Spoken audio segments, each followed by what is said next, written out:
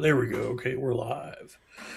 Yep, it really is. It's all maybe because I was gonna. Well, I try to like wrap my head around. I get this, just like whatever this is, this format. I try to think like, what even is it? Or what is and sometimes like usually where I end up, like what I land on is this kind of thing, especially like in the modern times, whatever they call podcasting, live streaming, whatever, which is where my mind goes. Is it's the art of bullshitting. It's another like, and there's lots of different bullshit arts, but this is one of the bullshit arts, along Well, with like car sales you you and you say bullshit. I say improvisational. Okay, and also just because I feel like maybe podcasts are kind of people put out audiobooks these days. They put the audio on just to get like a concise a book story to listen to or whatever. Well, we're like the jazz of like audiobooks. You know what I mean? Like it yeah, just we kind of just free form it. Okay, we just kind of wing it. All right. yeah, we're doing. Great jazz musicians don't know exactly what they're about to do when they get on stage. You know what I'm saying? They improvise, yeah, Yeah. and they groove with the music. You know what? I think you're a hip happening daddy o. Yeah, I think we're both a couple of hip happening daddy-os. Yeah, I mean that checks out. It's like we, for whatever reason, you know, From we're from top to bottom, like from on the mic right now, we're coming up with it as we go, it's and then all improvised, but even like on and on a meta level, it's like the things we experiment with when it comes to like thumbnails and trying to get into the algo and stuff like that. That's improv. That's rolling with the punches as well. You know what I mean? So yeah, yeah, it's a we're playing. yeah, They teach you that in improv class, that this is we're learning. We're When you were a child, you knew how to play, yeah. but then when you became an adult, you forgot how to play, and now we're charging you $1,200 uh, per improv level to teach you how to play once again. Yeah. And so it is like yeah, it's playing around. It's the art of playing around with your friends. Yeah, we're getting in tune with our whimsical hearts. Yeah, Yeah. but I guess maybe you're a little, your perspective on it. That's a good way to look at it. But I kind of, I'm of the mind that it's like it's in the grand tradition of American con men that the podcaster does what he does. Well, it's funny you say American con man because I mean, what is jazz? But it's an American form of It is music. truly American. Maybe a lot of people don't know that. All the kids nowadays are listening to Japanese jazz Yeah, fusion. right. That's all they know because of They X. all they Yeah, know, all these kids know nowadays is city pop and Takanaka, yeah. The album with the Cassiopeia. with the That's beagle all. on it. Yeah, the album. Yeah, the Flying Beagle. That's all the kids know these days. But they may not even realize that jazz, the origin of jazz, its roots are down in New Orleans, Yeah. Louisiana. Well, once again, my people we get instead of whitewash, we got yellow wash this time, but it's all good. We take it in stride. Yeah, dude, have you seen that Japanese yodeler? No, it's funny you bring up yodeling though. I saw people have been bringing up yodeling to me a lot recently. But are you sure it's not AI? Oh, it's a video of the No, guy it's a real yodeling. guy. Oh wait, are you He's talking been about like the Mongolian throat singing? no, Oh, that's a okay. different. That's also awesome.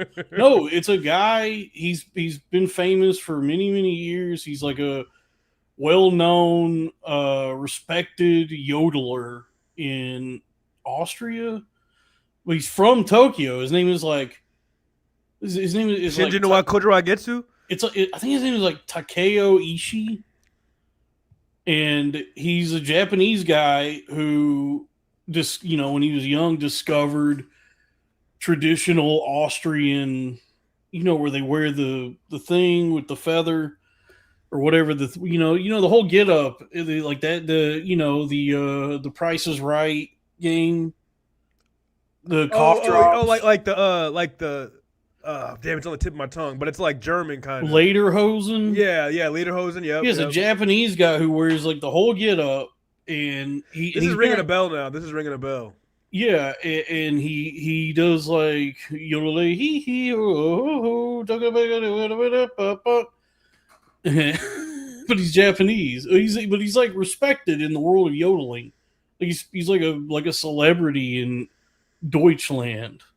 Yeah, and I think his name, because I first saw him actually, it was a like a Deutschland McDonald's commercial or something. It was like a foreign McDonald's commercial where they had, all the foreign McDonald's. They get the best items. They get the best sandwiches. American McDonald's gets a bunch of bullshit, but it was some McDonald's like McDonald's Germany or Austria, Sweden, one of them, where they had a like a roast beef sandwich or something, which I guess is basically Arby's. I mean, I guess we have that at Arby's. But it was like, and he was doing a commercial for this new roast beef McDonald's sandwich, and I'm trying to remember. It was called like the Beefarooski. Is it? Anyway, that sounds like when you're talking with your boys about getting some pussy. Like, yeah, I got it right in the old Beefarooski. Yeah, dude, I gave her a Beefarooski. No, dude. Yeah, his name is Takeo Ishii. If you Google him, it says here Japanese yodeler. And pull up a video, dude. Let's show the people, man. Dude, I'll pull it, dude. Yeah. I'll show you, because for some reason, this has been coming across my desk a lot lately. Videos of this guy yodeling. And he's really good. Okay, this is a sidetrack, but what about that? What's that song, Return to Innocence? You know that song? What are they doing in that song? That ain't yodeling. It's Return to Innocence? What was that?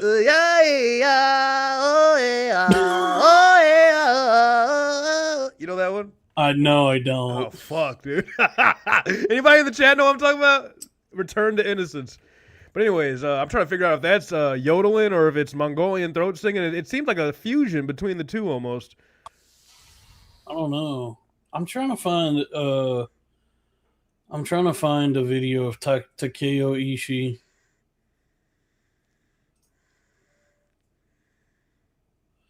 I don't know. I'm trying to find the one that I saw where he's okay. He was on some TV show in Oh, here we go. I think I found it. Yes, this is it. Dude, this is crazy. Dude, this blew my mind when I saw this, because he's straight up, like, he's the kind of Japanese that we get the like some of the stereotypes from. Like, he's, you know what I mean? He's so Japanese, he is like actually yellow. And he did, but he just I mean, we live in a globalized world now. So every culture has access to every other culture. And so, I mean, it's nothing outlandish that some guy in Japan fell in love with yodeling. Same way. They're culture vultures, man. Same way Weird Al guy figured out the accordion, or but Post Malone raps. Well, no, maybe didn't he have that in his family though? He might have had that in his family. I think his parents bought him one. I don't know. Okay, here, I'll show you. Okay, so when you're watching Price is Right and they play the one game with or you ever see a Ricola commercial? Yeah. Anyway, check this out.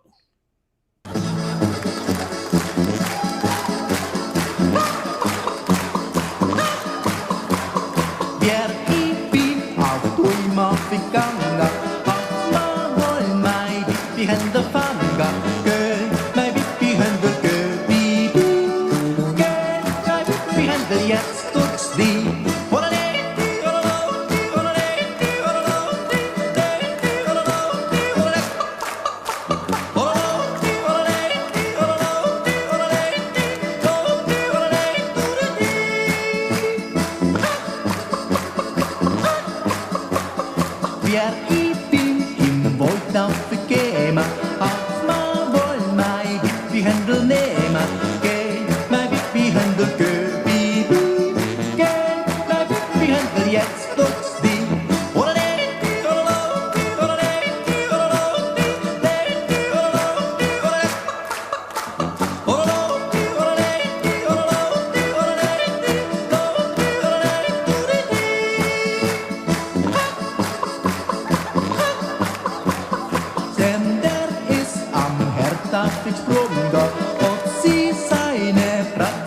Brunna, che my bippi händel Bibi, che my bippi händel jetzt durchs die.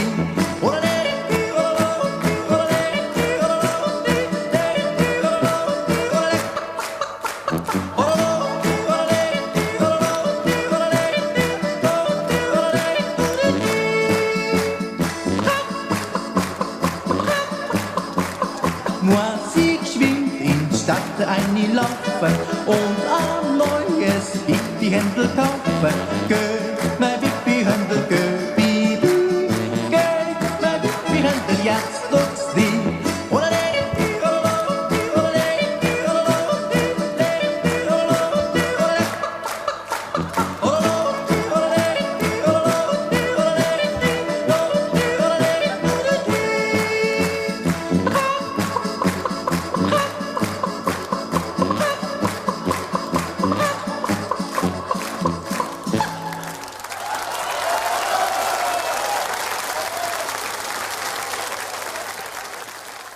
All right, so what fucking language was that?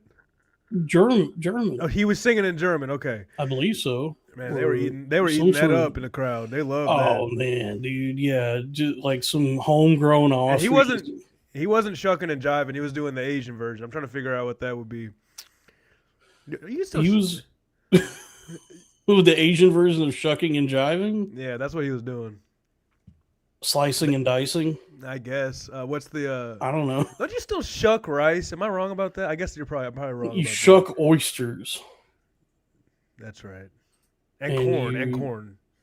Do yeah, I guess. Anyway, what I'm sorry, what I'm are all sorry. of the things that you shuck? You shucky ducky. Yeah. Quack quack. Why not? Yeah, dude, that guy's cool as hell, dude.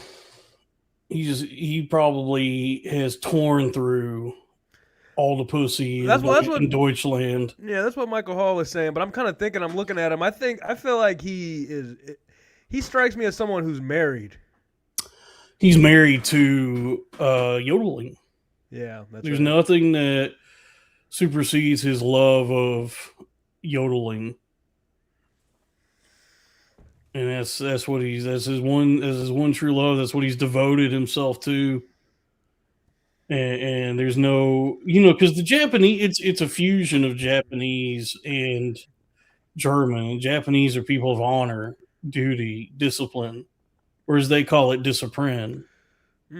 So it's sort of like this merging of Bushido and yodeling, where his one and only real commitment is yodeling. And there's no earthly delights that shall get in the way of that pursuit. He's Volcel.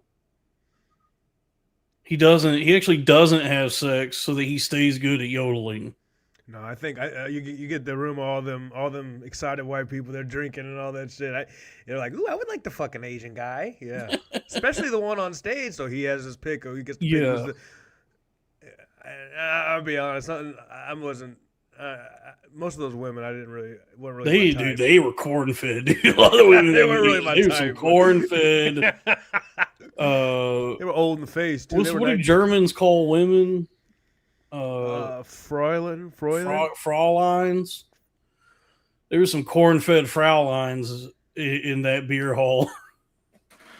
They weren't winning no awards, and there's a possibility that like a lot of the people in there were around during World War II. That they might have at least been children at that time. Children probably, yeah. Yeah, and they have like some residual programming. Like you ever see those videos? Like there's a video of some stand-up comedian, like a German stand-up comedian, sometime in the '60s, I believe, who was doing his act, and he's doing this like call and response thing with these German people, and he's going like zugga zugga zugga zugga, and then the audience goes oh, oh, oh. And he does all this, and then he goes Heil, and then the audience goes Hitler. Oh, I seen that. Yeah. Because it was like, it was so soon. Because it was like they had to do that for so many years when Hitler was in power that it was just baked in. Yeah. And then like you could tell that some people in the audience were kind of remorseful and regretful about it, like momentarily. Like, oh my word! Oh shit, we're done with that. They wouldn't be feeling that way if they won. Like they only feel that way because they got their asses beat. But they were primed to do that for the rest of their life, and they were you know what I mean. But just happenstance got they only feel bad because they got bent over Daddy America's knee and got their bottom spanked, got their bare asses hit with the switch, and that's the only reason they feel bad about doing a Hail Hitler. Yeah, but if they had won, they would just still be Nazis. And they'd probably be like happy about it. They'd be proud, you know. But that's just the way the masses can be programmed. I guess, you know, the argument could be made. It's not like I guess like on an individual level, you have a discernment of right and wrong. But when, you know, when it's like the majority collective has like become a certain thing, you do kind of you know, you can become assimilated. Osmosis.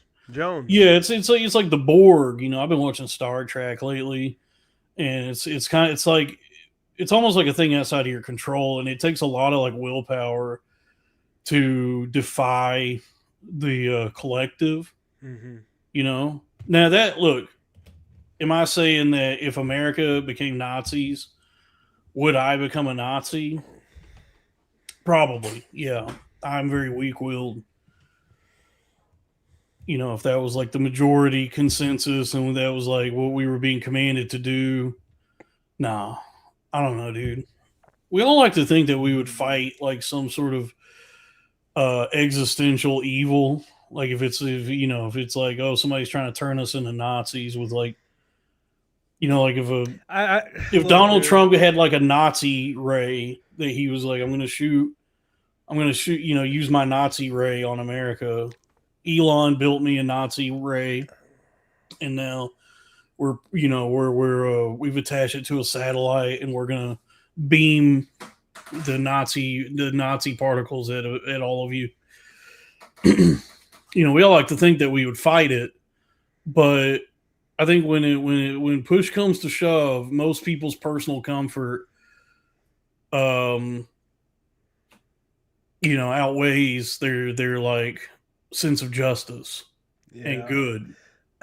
Yeah, I'm the wrong person to ask about this, dude. I already feel like there's whatever. I already feel like there's steps being taken to, you know, precondition people. Oh, sure, it does. I mean, it does feel that way. I try not to like. It's hard. That shit's hard to talk about because it's, you know, it was made corny by like so much hysteria over the years. Yeah, what they call woke 1.0, or like they were just. Yeah, whatever. I mean, personally, woke 1.0, and you, go ahead, crucify me for this, the chat, whatever. I feel like there's a lot of things that happened in woke 1.0 that did make people more considerate and more pragmatic about the way they treat. Oh, dude, when Congress was wearing them dashikis and kneeling in the Capitol. But I'm not. When I say that, I'm not saying that there weren't things that got out of hand and people made it their identity so much that it trumped logic, you know what I mean? No pun intended. You know what I mean? Like, but I think, you know, we're all on Trump logic these days. I just feel like people quickly look past or don't even consider or weren't even aware of the ways that human beings became more compassionate and more considerate of each other. Yeah. Well, nobody likes to be. I agree with you, but then there is the thing where like people don't like to be scolded or told what to do or how to think. Sure. Unless they're being told how to think and it's like how they already think, then they love it. But if they're being met with any opposition to their like pre-existing worldview, They really hate that shit. You got to ease some retards in to compassion and empathy. Yeah, you got to ease some retards in. But, and then they jacked it up a little too fast, and they were just scolding everybody and persecuting everybody for not being on the exact same page. It's like some people learned about these things, and they're like, oh, my God, it's my world mission. Nobody sees it. Like people aren't seeing it the exact way I see it now, and it's like we got to change that ASAP because it's so dire. It's like, no, dude, you got to look at the big picture and look at where people are, the direction people are moving. Wait a minute. Sorry. No, I'm with you. Somebody said Story Wars is on right now. Who gives a? Hey, look, if you want to watch Story Wars instead of this, go right on the fuck ahead. It's not live. Go ahead and go to Story Wars. You're watching a live experience right now. You're watching something if that's what. Look, if you like that, whatever they're doing over at Gas Digital better than what we're doing here, then hey, pound sand, buddy. I don't need you. I'm building my own empire. Don't let the doggy door hit you on the way out, you fucking animal. With all respect to Louis J. Gomez and Gas Digital and Body Brain Coffee, fuck Story Wars. I'm doing my show. And if you'd rather watch, well, maybe he was just letting us know in case we wanted to end the show right now and go watch Story Wars. He was let's assume the best out of him. I'm just I can't. It's like whatever people want to do with their time. I'm grateful that anybody tunes into this. With all the things that are out there, dude, you could be watching Rick and Morty right now. That's a good show. It got good again. Season 9 has been pretty good. It's returned to form. Instead of Rick and Morty, now you're watching Small Dick and Almost 40. You can decide who is who. You can decide it all. Wow, dude! Slam dunk.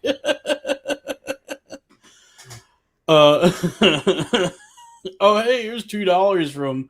So okay. Well, good to see you. Show me the 1099s. Good to see you. Charcoal briquette, a Moulignon. What does this say? Drew Huntley, $5. Focus by Hocus Pocus on the opera show has yodeling. Please play if possible. Hi, Robbie. I'll see if I can find that later. What was a? Oh, I'm with you that there was like a lot of the intention was good during Woke 1.0. I agree with that.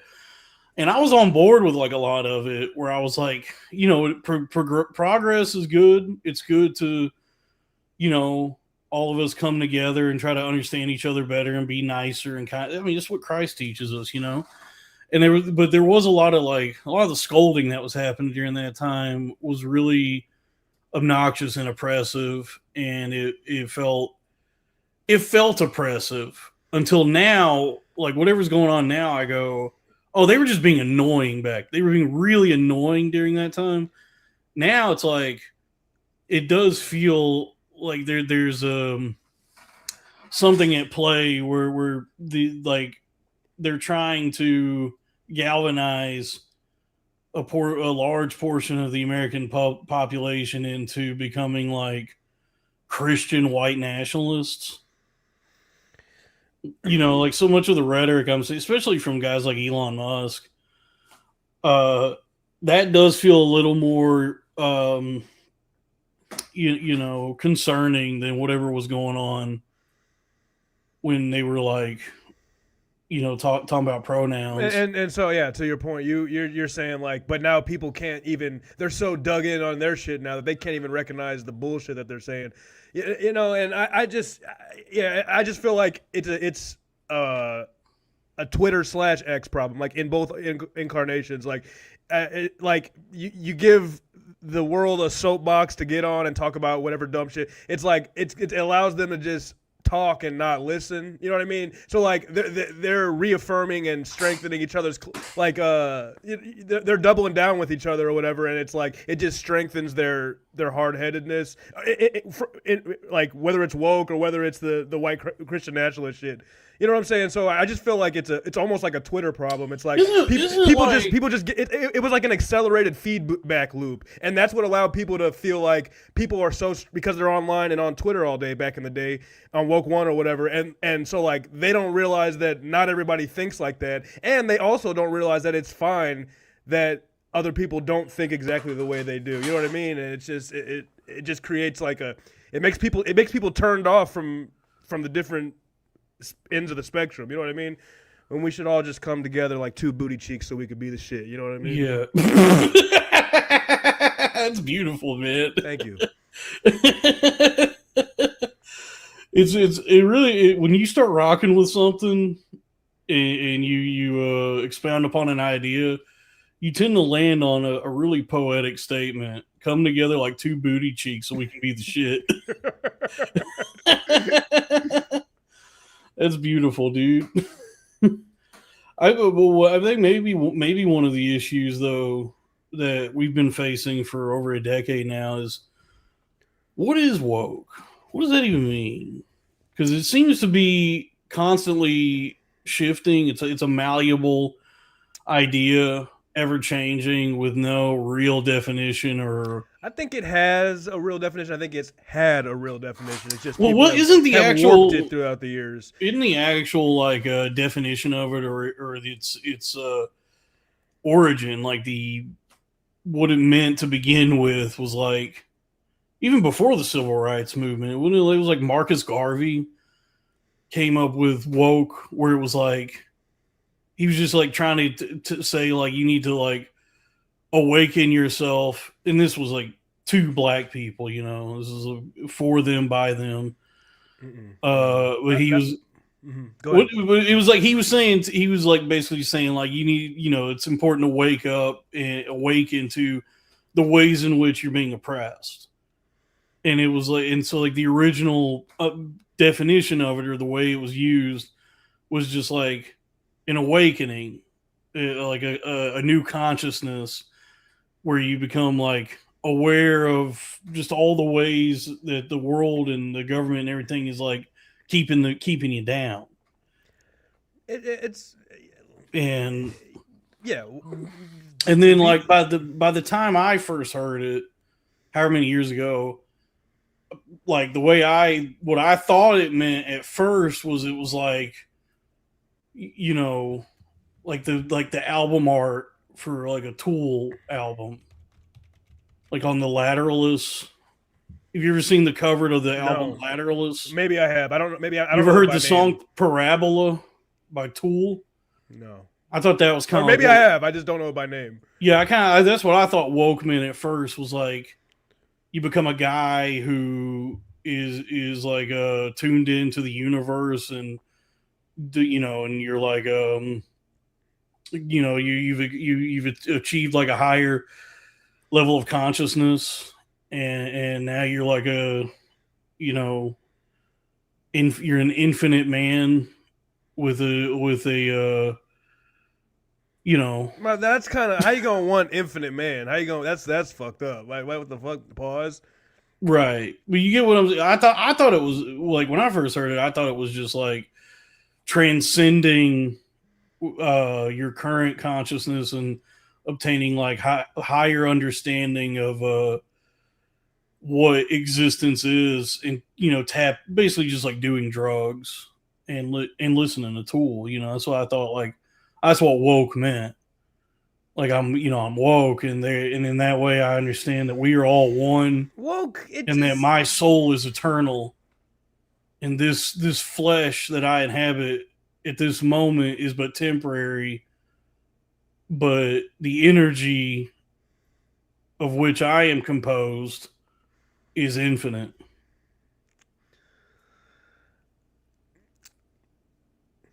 Sorry, you're doing lyrics right now?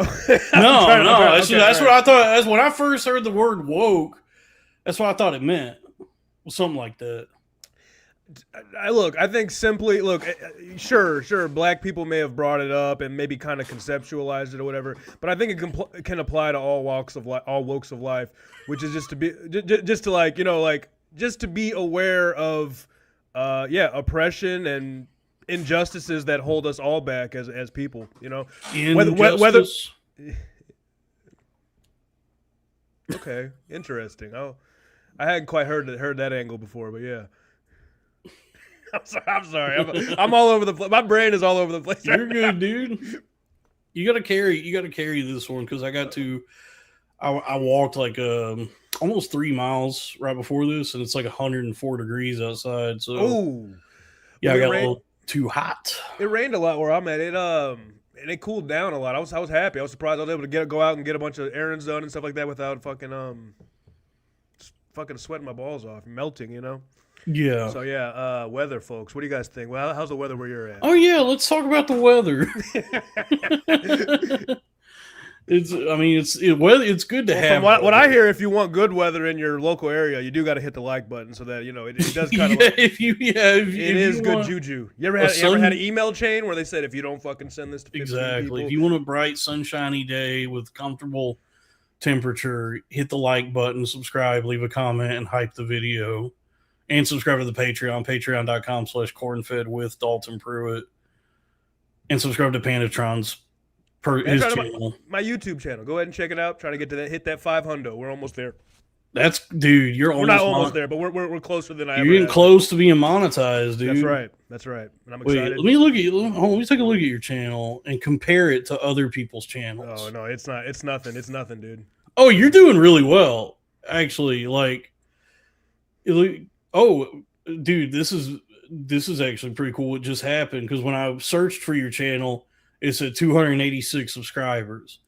And then when I clicked on the button to go to your channel, it's now 287 subscribers. Hey, whoever that was, you a real one. God bless you. You a real ass dude. You're getting some good weather this week. I'll tell you what. No, yeah, you're doing well. Because but look, I'm not worried about the 1,000 subscribers. Once I hit that 500, there's going to be a lot of fun stuff coming to the channel, like memberships. I'm going to give you some exclusive content. Yeah, the super chats will be nice. Membership, there's going to be a bunch of cool stuff for you guys to enhance the Pandatron experience. So go ahead and check that out. Enhance. Yeah. I love that you leave me hanging on those. It's really good. It's a great feeling. It's not because I'm offended. It's just because it's funny. Here's $5 from Drew Huntley. If both sides are different, you get a discount on your rotisserie chicken. This is financial advice. Dude, Drew gets so drunk, it's hard to decide. No, I think I kind of know what he's saying here. If you go to the store and they didn't completely rotisserize the chicken and one side is fucked up, like, hey, can I get a little bit off this one? Come on. I'm just trying to maybe. I think that is what he meant. That if your rotisserie chicken is not cooked all the way, you get it at a discount. Yeah, you just go home, cook it a little bit more. Hey, fuck it. He got the grill. You know, the rotisserie at Costco and Sam's, that's what they call a loss leader. They don't make no money on them rotisseries, but look at where they are in the store. Yeah. All the way in the back. Yeah. And so you got to see a lot of shit before they price that shit at $5. And with the idea being that by the time you get to the rotisserie, you've already got $400 of shit in your cart that you weren't even planning on getting. The target effect. You had to make that journey from the front of the store to the rotisserie, and along the way you were enticed by their goods and foodstuffs that you loaded up in your cart. And then the cafe is also a loss leader, but that's like right there at the front of the store. So like, there's been times I've gone to Sam's Club or Costco with the intention of just going to the cafe, and that's exactly what I did. Because it's like, shit, where else am I going to get a slice of pizza for $2? That's actually 2 slices of pizza. It's quite big. My long time ago, my grandma worked at Sam's, and she worked at the pizza kitchen, and so we would get a lot of free pizza. It was pretty good, dude. What they call a slice of pizza is actually it's like a quarter of a big ass pizza. Yeah. And then a whole pizza is only like $8 or $9, but it's a really good deal. It's not a bad pizza. It's pretty good. And I think the idea with that is that you go there after you get done checking out, that it's it's not something that that most people just like go to a Sam's Club just to go to the cafe. I'll do that, especially because Costco, you have to have a membership just to get into a Costco. So you can't even get through the door. Okay. Because Sam's, you can go in. Sam's, you don't even Sam's. You don't have to show your Sam's card until you check out. And if you don't have it, everything just costs more. Well, no, you can't buy. You have to have a Sam's. I thought membership. you could. I thought you could check out at Sam's, but it just. I guess I'm wrong about that. I thought there was a separate line that would just cost more. No, substantially more. At Sam's, you can get any. You can go to the cafe without having to have a membership. But to buy any of the stuff in the store, like to actually shop there, you do have to have a Sam's Club membership. However, to get in the store, you don't have to show them your Sam's Club card. So even like whether you have a membership or not, you don't have to have your card to get in. You just walk on in and either shop or go to the cafe. And if you're like me, where I don't have a membership, I'll just walk in and go straight to the cafe. Costco, however, they require you to they got armed guards as you're walking in that scan they want to see your papers. Yeah. Just to get into the Costco. And there's even like tiers to the membership. So like if you're not an executive member, you have to wait until like a certain hour, like the lesser than membership. The lesser thans can only shop after a certain hour. But if you're an executive member, you can show up like early in the morning, like at 9 a.m. and do all the shopping, before the all the other ethnicities get there. I think is maybe the idea. I don't know, dude. Maybe I'm being. I honestly wouldn't have thought of it as like a race thing. I would have thought because I feel like maybe I'm wrong about this. Maybe I feel like a lot of Mexicans go, like a lot of Mexican families go to those types of stores. I've been because they be having so many damn kids and so many people having so many and cousins and people living in the fucking house and shit. They got to get two family or those individual bags. They got to get 2 family boxes of the different Frito-Lay chips. You know what I mean? They gotta get like 2 big ass things of toilet paper, or whatever. So in my head, I'm thinking like, oh, they must really, and a lot of them are like business owners, so they'll take some of that bulk stuff products to their business and shit. They ain't even using a shopping cart. They got the big flat thing. But maybe they aren't executive members. Okay, maybe they're not. Well, I think maybe I've been spending too much time on the chud side of Twitter because like. A lot of the discourse I see about Costco and the executive membership is that from a lot of the Roman statue laser eyes accounts on Twitter is that the executive membership allows you to shop at Costco before the Indians and Pakistanis get there. Okay. Because apparently Costco's have become run amok with Indians and Middle Eastern people. Yeah. Okay. I'm not saying that. I don't know. I don't have a Costco. I'm taking your word from Twitter. I'm taking your word for it. I can't afford none of this shit. I'm lower than an Indian in the Costco. But look, they be having so many damn people in the fucking house and shit. So it's like, yeah, they do be needing. It makes sense for them to go there. You know what I'm saying? I'm just saying in the Costco caste system, I'm lower than even an Indian. So I'm not even, because close to being an executive. Maybe not though. No. Because they got multiple. They got 5 people that are equal to them going in on it together. If you have 5 people equal to you, who knows? You might find your way yourself into the executive club or whatever the fuck. You know what I mean? You might need. There's no reason for me to ever shop at any of these places. Like I don't need to buy in bulk. I don't have a family. It's just me, which I know. I see what the chat is saying that I am the kind of just like that. Me solo. No, real eating shit though. food, buys There's in bulk. some bulk items there that it doesn't matter, how fast you Yeah, go I'm through the them bulkiest item there. Oh, come on. Let's be nice to ourselves on this beautiful Monday. How you doing, Chad? Let's be nice to each other. Please. I mean, I could see how if you have a family, it's shopping at Sam's and Costco's great. Stocking up on olives and black olives. What'd you call me? But as just a single bachelor man, all I need is a pack of hot dogs, some Vienna sausages, some bananas, cucumbers. What else? yeah. Valid do you want? Squash. Oh yeah, Costco is a great place to buy some televisions, dude. They got big ass TVs there for pretty cheap. In fact, dude, all I've had to eat today is different kinds of sausages. You know what's interesting though? Okay, so they sell things in bulk. You get things in big packages at those stores. I feel like maybe at that point, you know what I mean? They should have like big and tall shit. You know what I mean? Like they do. Size clothing. They do. Oh, fuck me. Yeah, then. Costco and Sam's does have they both have a pretty good clothing section. I don't know if they have big and tall.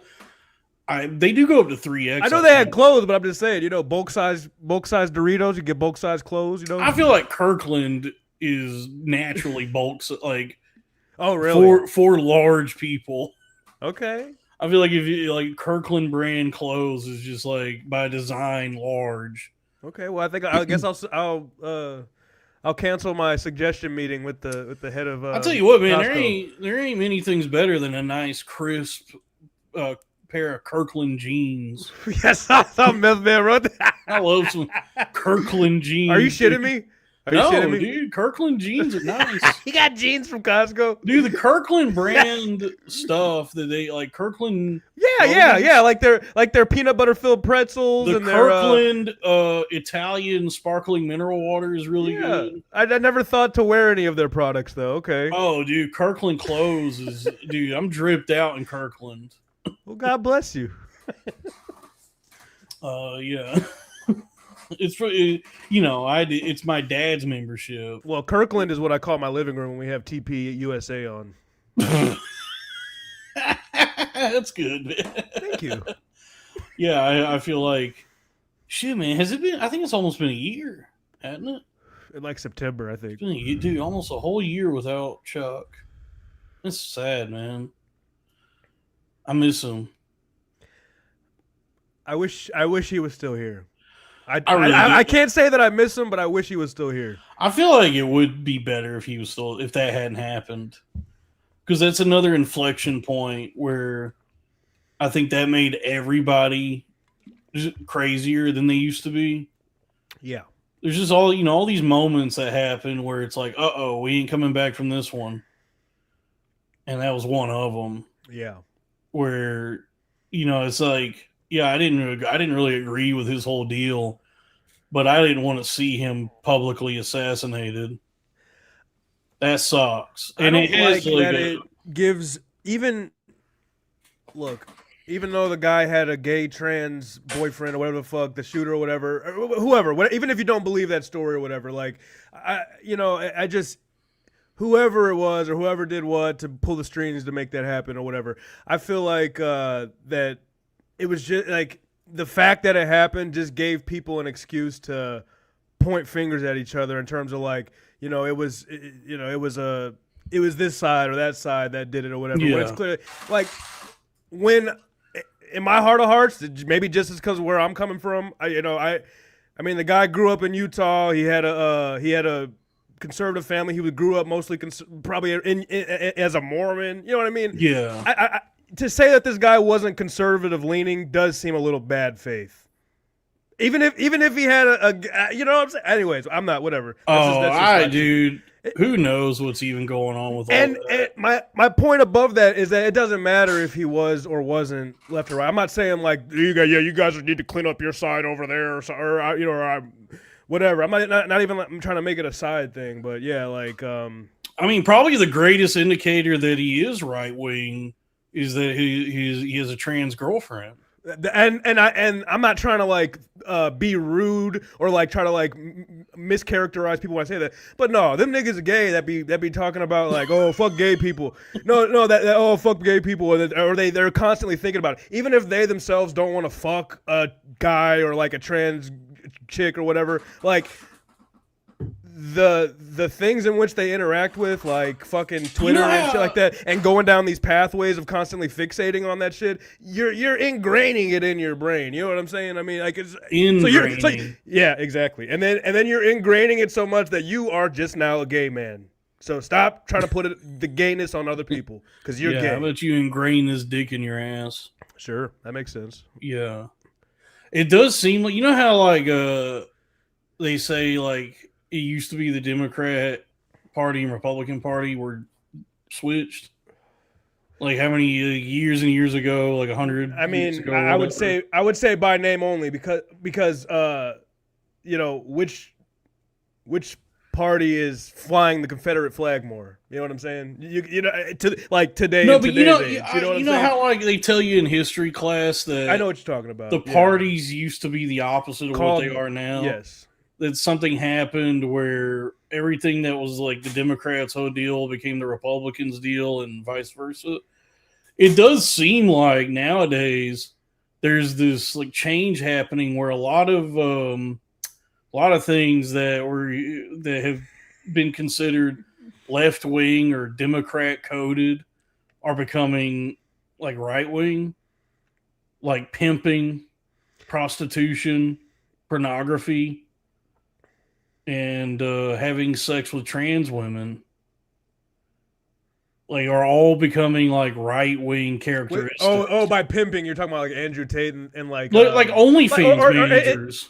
Or like just dominance over women. Yeah, because the OnlyFans manager things are like tied up in capital. I'm not shitting on capitalism, but I'm saying like you know it's they want like open markets and shit like that. You know, it's very like entrepreneurial and shit like that. There's just like so many things happening now where like I just want to say this for anybody who has any misconceptions. I'm not down with like I'm cool with aspects of capitalism. So I'm not. Oh, I love money. I love buying things. I like consuming. I think what capitalism affords you is more so like the open ceiling. You know what I'm saying? Yeah. So the infinite growth. Yes, infinite. Yeah, infinite, quinfinite.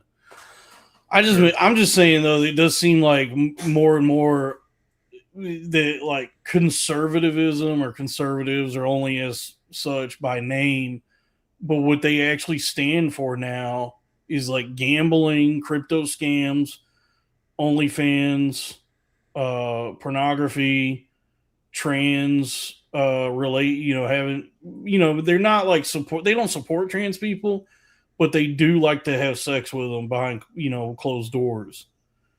Along with anonymous gay sex, Benny Johnson's on Grindr at every Republican. Oh no, I don't think there was proof that Benny Johnson was on Grindr, but he was on Growler or one of them. Was he really? I don't know anything about that. But the one thing I did hear was that he was on stream and he was going through, like he was scrolling through a website or whatever, and like you know how they he had targeted ads for a gay cruise, right? Like a specifically gay cruise. You know I'm just saying that, like, with regard to Tyler Robinson, the alleged assassin of Charlie Kirk, and I was on Grindr looking for sub sandwiches. I was like Daddy Dom looking for a sub 6-inch, maybe a foot long. Oh, he found a 6-inch, but it wasn't no sub. I'm looking for some Italian meat, and I was being literal about everything. And boy, was I surprised when the order arrived. But no, I'm just saying that like with this Tyler Robinson character, the piece of that story that is that he had a trans girlfriend, like a femboy furry trans girlfriend. That doesn't read as left wing to me. But that seems like such a, especially with all the like Nick Fuente shit now, like his whole deal. And to some people that was like oh okay, all right, anyways, because there was a period of time where we're like, all right guys, let's be quiet, we don't know what's going on, we don't know what type of person this was or what their motivations might have been, but as soon as they saw the trailer they were like, yep, left wing, it's him definitely. And I'm like, okay, sure, maybe, but like 100%, I don't think so, buddy. I don't, you know what I mean? Like, yeah, it's not the smoking gun that you think it is. That's all I'm saying. I'm not saying it's that no. it's Smoking penis, more Yeah, like it. that- Dude, that's yes. what he was doing. Smoking his girlfriend's penis. You should write that down, bro. I do. Yeah, dude, I agree with this, dude. Truding out is Republican. Yes, that's a great. Yeah, point. that's a Republican characteristic now. Oh, here's $2 from Okasha. Libertas. Yeah, dude. Yeah, we love the free market here. Oh, Meth Man had a good point too. Yes, which party's harder?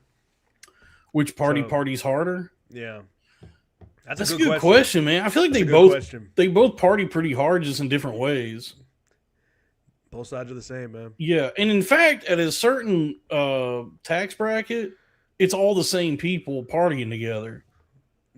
Like at a certain level of money and wealth, all that like right wing and left wing shit kind of disappears at a certain level.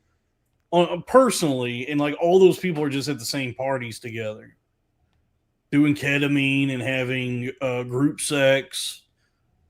Dude, my dream is to get to be at one of those places. Look, my dream is, dude. I'm gonna be real. I don't necessarily want to go, but it'd be nice to be asked. Dude, when I become the first billionaire podcast, I already am the first billionaire podcaster, but once the $1 billion hits my bank account, I dream of being at a debaucherous group sex wealthy elite party. I can't fault you for that. Just slipping and sliding in different fluids. As a human being, we all as human beings desire power in one way or the other. Okay, and so what I will say is like I would just like to be in on the invite list at least. You know what I'm saying? But maybe not. With the world of cancel with the woke among us, you could be on one of them lists one day, and the next day be like, he was partying with Clintonstein, the most prolific pedophile and sex assaulter. I don't even want to think of Clintonstein, dude. Clintonstein. So all I'm saying is like, yeah, all these people got access to that shit, but the people on the Epstein list had access too, and they weren't all trying to do something, So anyway, I'm just that is not. By the way, that's not the kind of group sex party I'm trying to get invited to. Is any of the? Yeah, none of that. I'm talking about adults. Since we're putting this on wax, yeah, 18 and up. In fact, my preference would be 25 and up, even. A middle-aged. 25 is good because group sex. I want to see Nancy Mace and Lauren Boebert there. That'd be cool. 25 is good because I just feel it increases the probability that they have been knocked on their ass. Up until this point, I'm about to knock on that ass. Yeah, well, yeah, you know what I'm saying though. I don't need somebody who thinks that they need to give me a hard time. Look, either we fucking or we're not. You know what I'm saying? Yeah, dude. Tap tap tap, knock knock. And that's my penis. Let me in. Tapping against their butt. I want to fuck your butt. $2 from somebody. Fill her up. Oh, that's right, folks. It's the Billionaire Podcast Network.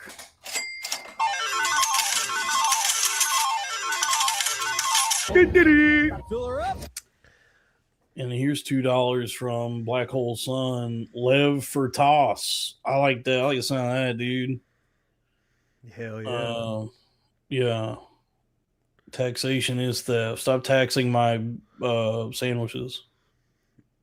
Well, in Minnesota, all their food has no tax. Really? There's a few states like that. So you go to I'm thinking back in the day terms of when I first learned this. But when you go to Wendy's and you want to get 99-cent nuggets, it's only 99 cents. You don't got to come up. They give you money back if you bring $1. You know what I'm saying? You don't need no 129 or whatever the fuck. You know what I'm saying? Wow, that's pretty cool, dude. I dream of a world like that where 99 cents. Clothes are the same thing too. They don't have no taxes on clothes or school supplies all year round, not just like a specific weekend. You know what I'm saying? Yeah. I know there's somebody. I don't know how. There's at least one guy in the chat who's sick of hearing about taxes. But Show me the 1099s. look, no, I bet not. But look, I'll tell you. Look, it's just such a big part of all of our lives, and it's a continuing problem in my life because I did just get a letter from the IRS. It was nothing bad. It was just saying thank you for your previous payment. We need your next payment by the 1st because I got hit with such a big. I showed the 1099s this year, and I got hit with this crazy tax bill that I just was like, oh man, I should have saved my money. And I'm just chipping away at it. I think I'll be all right though. So there's things in the works I can't talk about just yet. Okay. That I'm going to be doing pretty well financially. Really? Yeah. Really?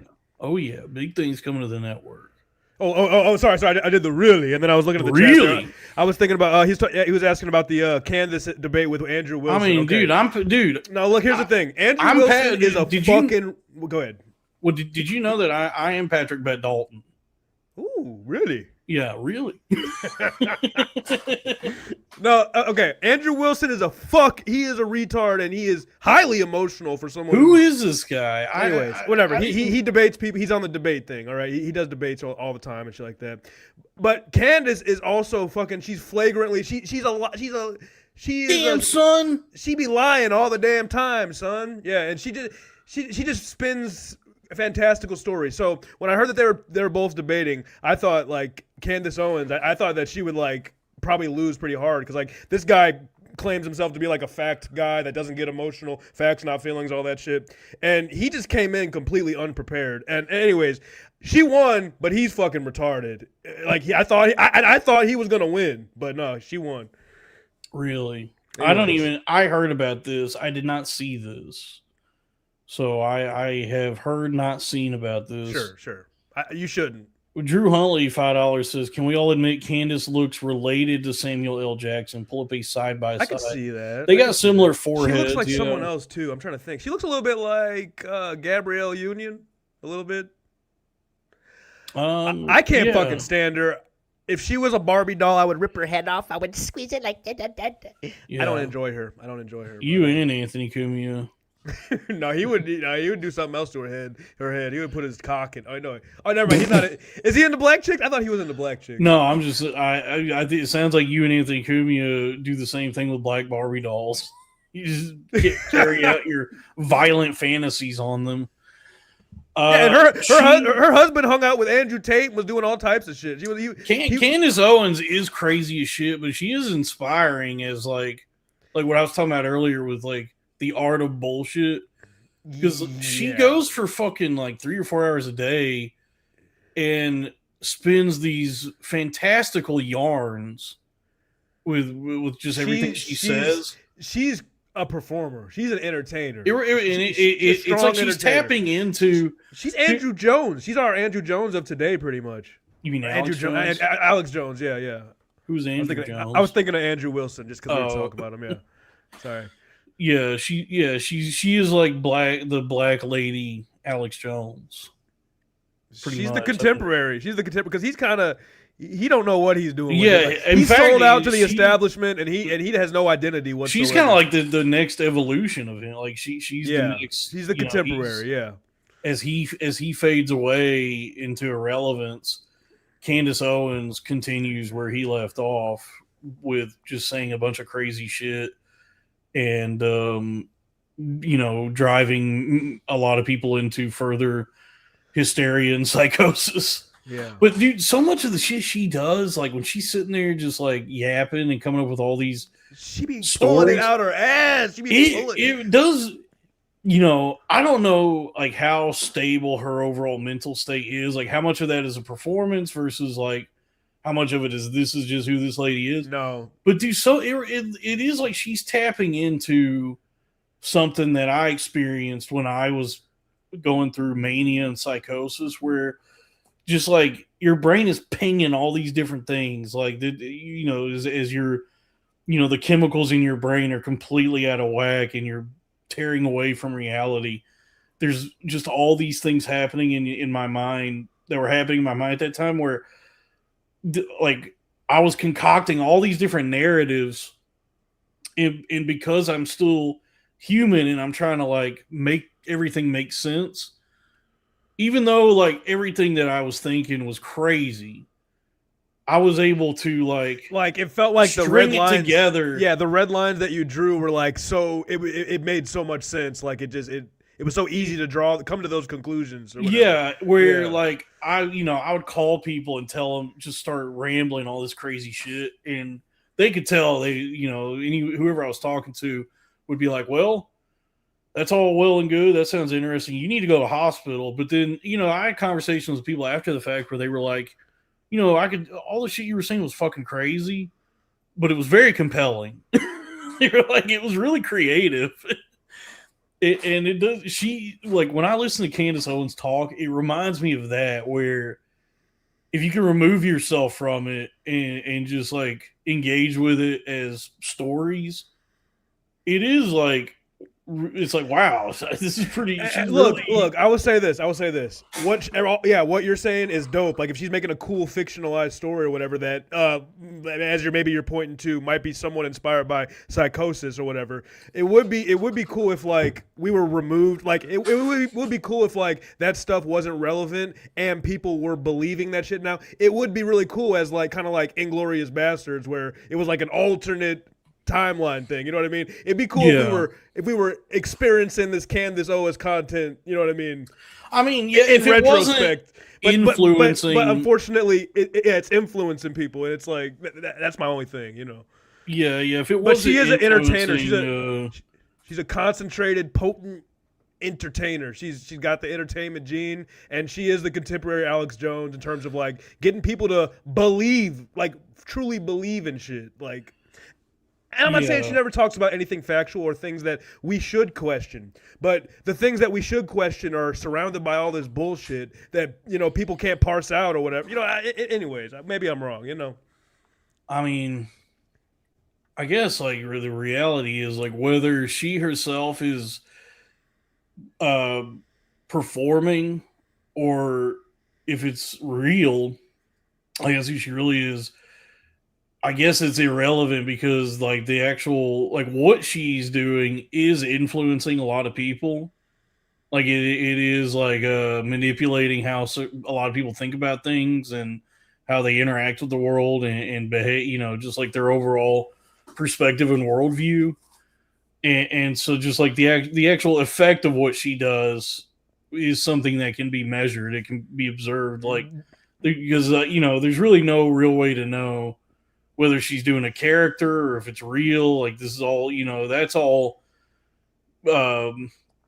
conjecture. It's up, it's up in the air, that aspect of it. But when she does do all her show and, people listen, like I got a cousin who listens to that shit and she's going crazy listening to all of it.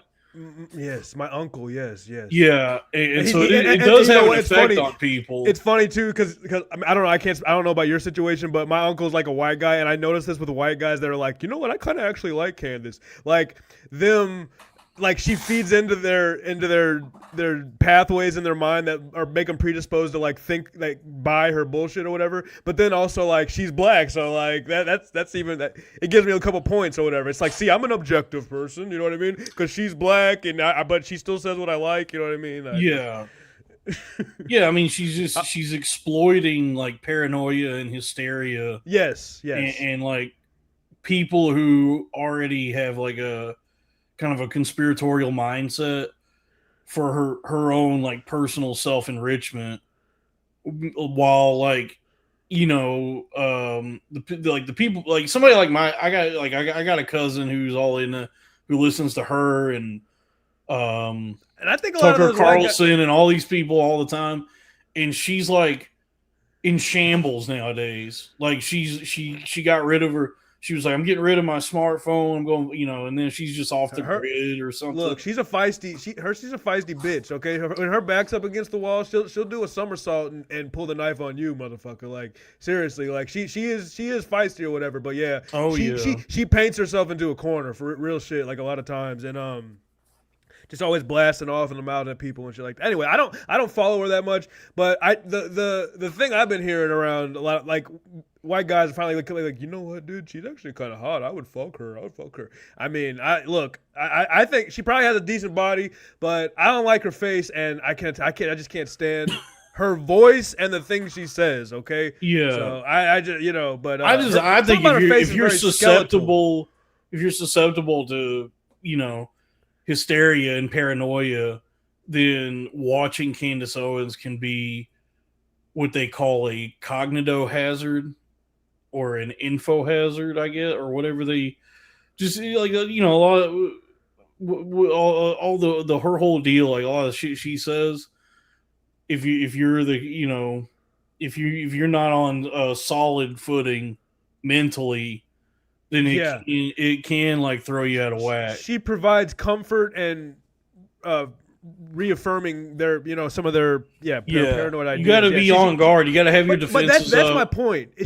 Like you said, she takes advantage of that. She is exploiting, like you said, the paranoia of people, and it's like, I mean, that's the thing. With all I don't think she believes the things she says. I think she's one of our strongest grifters, but maybe I'm wrong about that. I don't know. I don't know if she believes most things that she says. It's hard because like maybe you would see in that Andrew Wilson thing, like when it comes time to defend these things, she gets very semantical about it in terms of like just saying like, well, I didn't say exactly that, and she's just so very careful. It's like, if you're strong in your ideas and like your convictions, it's like you should be able to articulate them without fear of lawsuit. You know what I mean? Because you know what I'm saying? Because you could be able to stand on them, but I don't think she can stand on any of the shit she says, which is why she has to get so very cagey about defending her ideals. But I'm sorry, go ahead. Yeah, well, it's hard to discern how altruistic these kinds of people's motivations are, given just the amount of money they make from doing what they do. Like everything that she does, like people like her and Tucker Carlson and anybody that peddles in that kind of thing, it works. It's like the printing press has been turned on for them. They figured something out where if they, as long as they continue to have like new things to talk about, new conspiracies to espouse, then the money truck is still backing up to their house, and so it's hard for me to think of all of that as anything other than grifting. Like, it's primarily grifting. She doesn't need to. I think her husband has a decent. I think he was rich when she married him. I think he has. I think she was like almost like created in a lab, like Charlie Kirk's fucking wife, and like JD Vance and shit. I think she's one of these people that was like groomed from a very young age. Oh, you think she's like one of these like Palantir homunculuses? So her whatever, man. I've looked more. Yeah. Anyways, I'm not trying to get down. I'll say this, man. So I say all that to say is who she's married to right now is someone who is already very rich and was already was like friends with Andrew Tate and shit like that. Like he, and I'm sure that guy, her husband, and that's why she was defending Andrew. So, oh yeah, what's his face talked about this? Too Lazy talk about this. But anyways, yeah. Like I think that her husband knows some shit about Andrew Tate. You know what I mean? And she was ardently defending him up until recently. Ardently. That's a great point. It does actually turn into that when she does it, yes. Yeah, I'll say this about Candy. I call her Candy. Oh, I like that. Dude, she is a hot piece of ass. I think her body is toy, and she doesn't have an ugly face. I look at her, dude. I hear the Jumanji music when I look at her. You got jungle fever? Dumb guys, jungle fever. I see Candace Owens and I hear boom, boom, boom, boom, boom, boom, boom, boom, boom. Your heartbeat intensifies. Oh yeah. Damn, dude, that's romantic. Yeah, I love ethnic women. You gonna hit her with the blow dart? Yeah, dude. Hit her with the blow dart. You gonna put that bitch to sleep? Yeah. Go ahead. That quick too. Oh yeah. Oh, here's $5 from Show Me the 1099s. I've had it with these motherfucking trans in this motherfucking country. Too many motherfucking trans in this. Too many motherfucking trans in this motherfucking country. Yeah, and it's Candace Owens, but I'm on a plane. Like snakes on. I'm on a plane. That's good, man. Yeah, dude. Anyway. Oh, did you know Morgue Pie did a scene with Dredd? Are we getting into porn talk? I don't.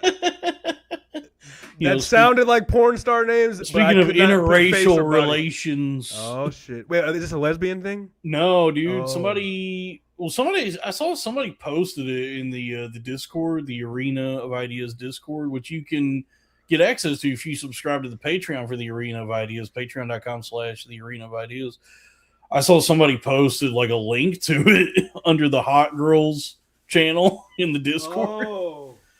And I didn't even watch it then. It came across my desk this morning as I was scrolling Twitter. Because like my algorithm on Twitter is it's has been shaped. I've looked at a lot of porn on Twitter, I guess is what I'm saying. And so my algorithm is geared to show me other pornography as I'm scrolling. And so Morgue Pie, she blocked me, by the way. Like her actual What'd you say to her? I did a fucking titty review for her. Oh. You know, she didn't even have to ask me. I just went ahead and did it. And she's one of these like crazy fucking women who is a pornographer who's always showing off her tits, whether it's in porn or on Twitch, playing video games. Her whole deal is exhibitionism. But then, like, I do a 7-minute video praising her breasts, and she gets all fucking pissed off at me about it. It was like, this is really creepy and invasive, and then blocked me.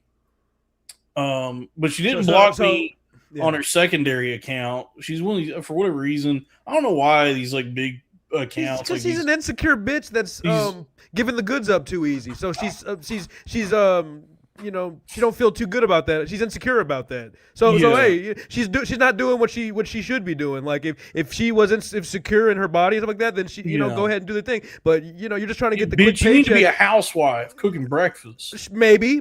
But if you're gonna be showing all the goods to everybody, you got to be ready for people to at least comment on it. Your titty reviews aren't usually disparaging or anything You might give your personal takes or whatever, your personal preferences. Glowing and stuff, commentary on her breasts. Yeah, she's insecure. That's why she blocked me from her main account, but her other account, she has like 2 big accounts on Twitter, and there's another one that I still follow that I guess she doesn't realize. And she never blocked me on that one. Show me the 1099. That don't mean shit. She's making tens of millions of dollars. I don't think that's it. She's insecure. That don't mean shit, bro. That does not mean shit. She is like making stupid because money. Think about this. She made all that money not having to directly interact with all these fucking guys that are doing. She might have had to send them a couple messages through text and stuff like that. She did a couple webcam customs or something like that. But she's never had a guy take the time to make a video, multiple minute video, actually like reviewing and picking apart what she has going on, not even in a negative way. She's so insecure that she couldn't handle that. She took that as an insult. I don't know. So just because you have tens of millions of dollars don't mean that it doesn't make you insecure. I think you're complicating it. I think what it is that she's a woman, therefore she's crazy.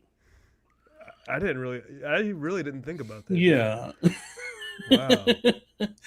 But she's like a she's like a big time. I'm not saying it. Hold up, real quick. I'm sorry. I'm not saying it doesn't matter. I'm saying just because you get if I woke up tomorrow, I had tens of millions of dollars. Is that going to instantly take away any insecurity that I have? Me personally, no. So I'm speaking about myself.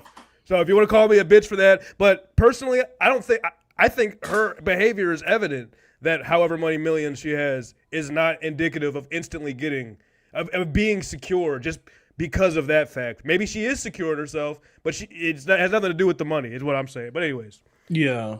But whatever, Anyway, hey, you know what? Before we get into this any further, let's go ahead and start the show, folks. I am the first billionaire podcaster, the man of a million pounds, the pulled pork of Georgia, the Texas titty laureate, the golden chocobo.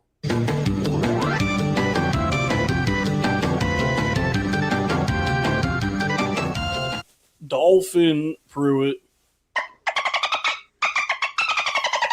And this is Bamboofed, number 26. Bamboofed is the series we do here at the Billionaire Podcast Network, part of the Corn Fed with Dalton Pruitt channel.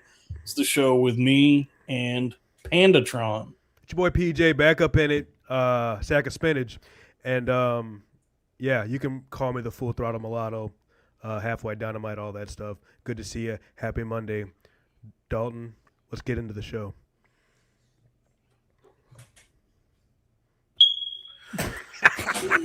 Thank you.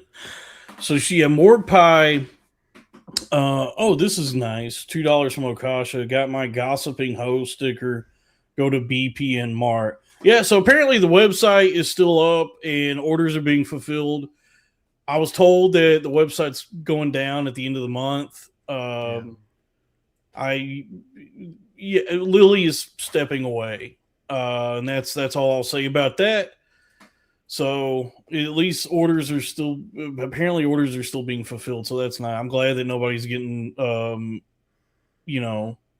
screwed. You know who did get screwed recently? Yeah, who are these two people Morg that you're Pie. talking about? Yeah.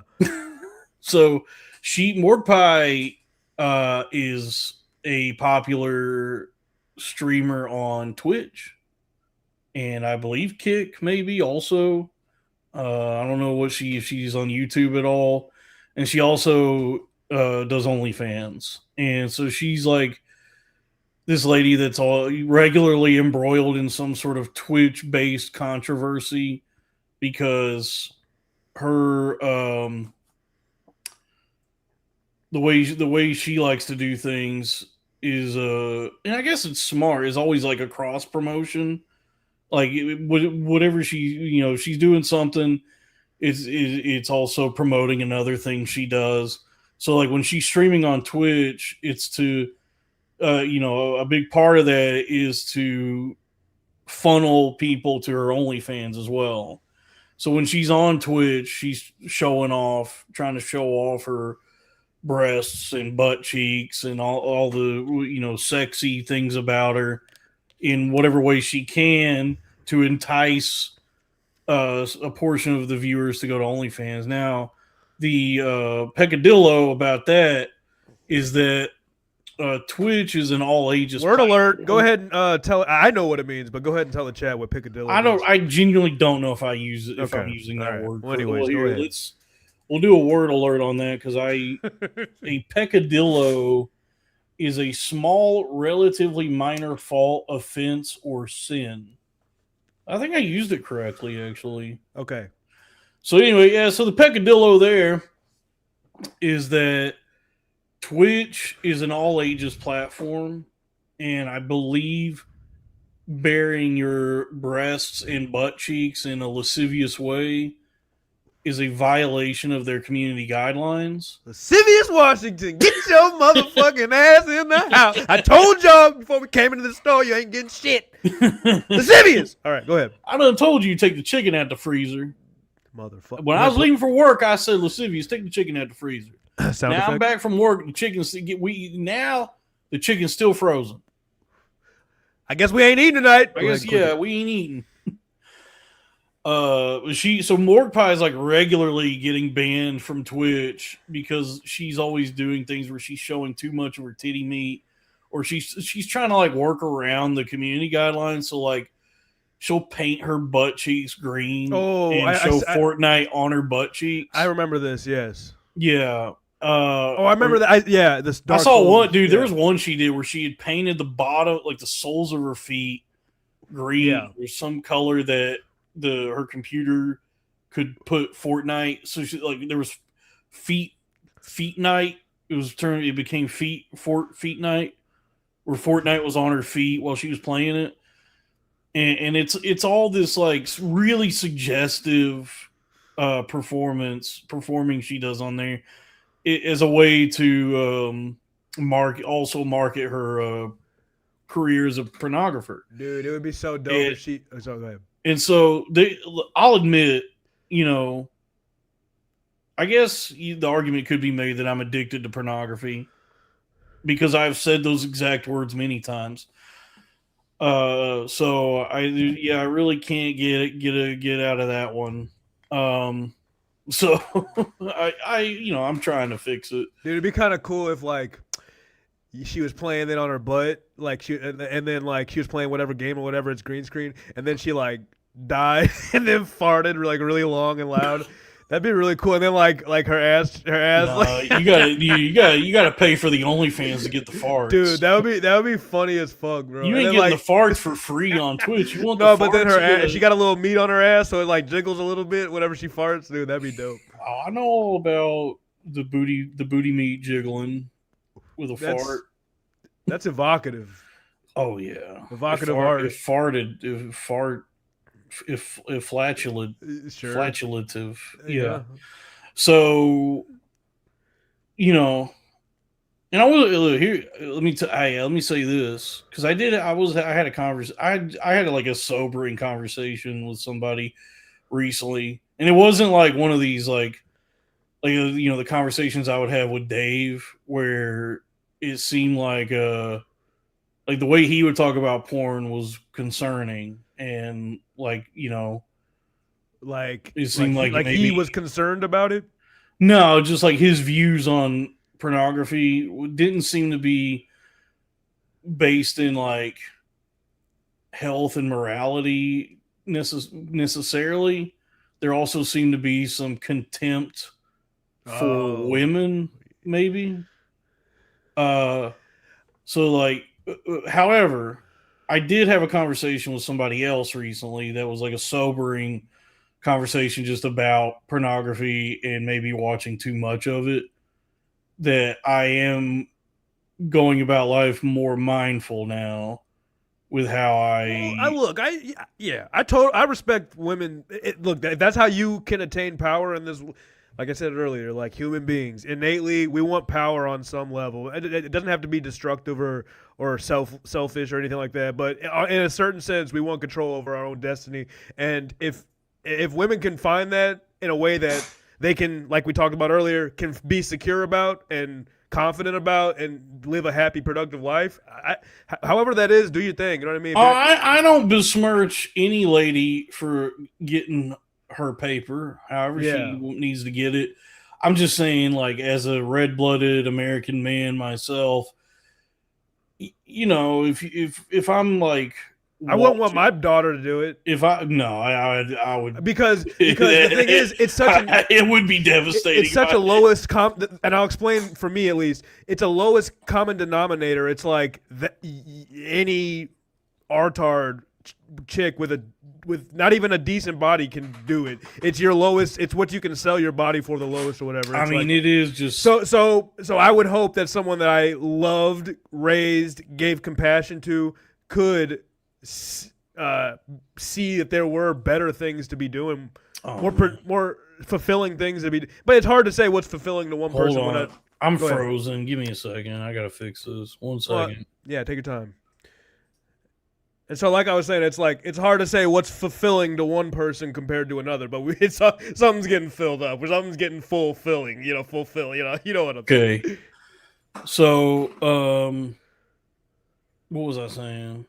Yeah, well, I guess if you have a daughter and she does, just like the worst case scenarios that one of the worst things that can happen if you have a daughter, I think, is that she does pornography. It is. I don't even have a kid, but you didn't even teach her to shoot for the stars. I already just feel it that if I ever have a daughter and she gets to be a certain age and does porn, I would be devastated. I'd be like, man, what did I do wrong? Like, where did I fuck up in raising my girl? I think that's a fair question to ask. Even the parents to this day. Whatever. I'm not trying. Because it is. It is just like naturally a very like degenerate thing to do to like It's to low make, expectation to of make your porn life. and to watch it it's you're like indulging in Complicit, debauchery. yeah. But it also is like so exploitative and harmful. It seems like because there's like so many of these women they do it. Like there's just so many stories of like as they become milfs, which in porn is like 26, 27 years old. They like and they start they start being viewed differently or they might even be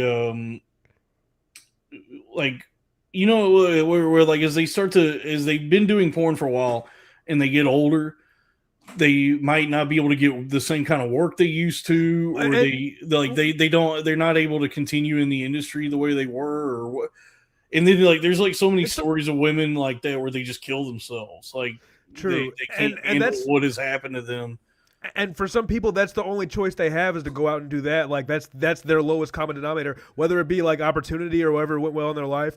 But if I had a daughter, even if I was like struggling, like if I didn't have everything I needed for myself, I would do everything to provide something, whether it be emotional, financial, or whatever, to let them know they got other options than that, and they would know they would have a support system to where they wouldn't have to sell their body in that way. That's why when people look at it, even if it's from a chick that had a decent upbringing or whatever, when they see someone in porn or stripping or something like that, it does come off as a failure because it's like, you don't have to do this. You know what I mean? And so, but look, but I want to make something very clear though. I love women. I respect women, and I would never besmirch or denigrate any woman for the work she does, even if it's pornography. You got to do what you got to do. I'm not going to sit here and condemn my queens and sisters out there. Just like the chick that you did the titty review that blocked you, whatever. Like, yeah, like she, do your thing.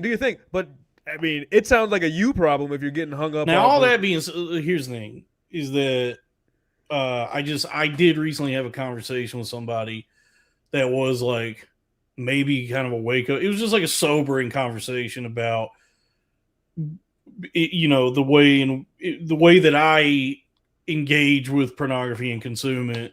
That made me like reevaluate watching pornography, like because it was it's always been this thing that is gross and feels gross and is like I've always been like aware to some degree that it's not an entirely healthy thing I'm engaging with if I'm watching pornography, but it's proliferated so much over the years, and it's so like accessible and it's an easy quick fix, if I want to ejaculate semen. That's why I think most people are drawn. Look, I'm not trying to get too crass here, but I feel like most people are drawn towards the amateur stuff because it's like you're seeing real, people are doing it on their own volition. You know what I mean? And it's kind of like it also might look like something that you might actually see in your lifetime or something like that. And I don't mean that as like we can't get something. I mean like I might not want no big lipped, plastic surgery as big. You know what I'm saying? Sure. But anyways, some big lipped bimbo. If it's natural, then do it. Yeah. But anyway, I think that's why people gravitate towards the amateur stuff. I do love it does seem natural big lips. That's very pretty. You know why? Because when a woman has big lips, it invokes thoughts that she of her sucking my penis. Oh, okay. I believe the parlance is dick sucking lips.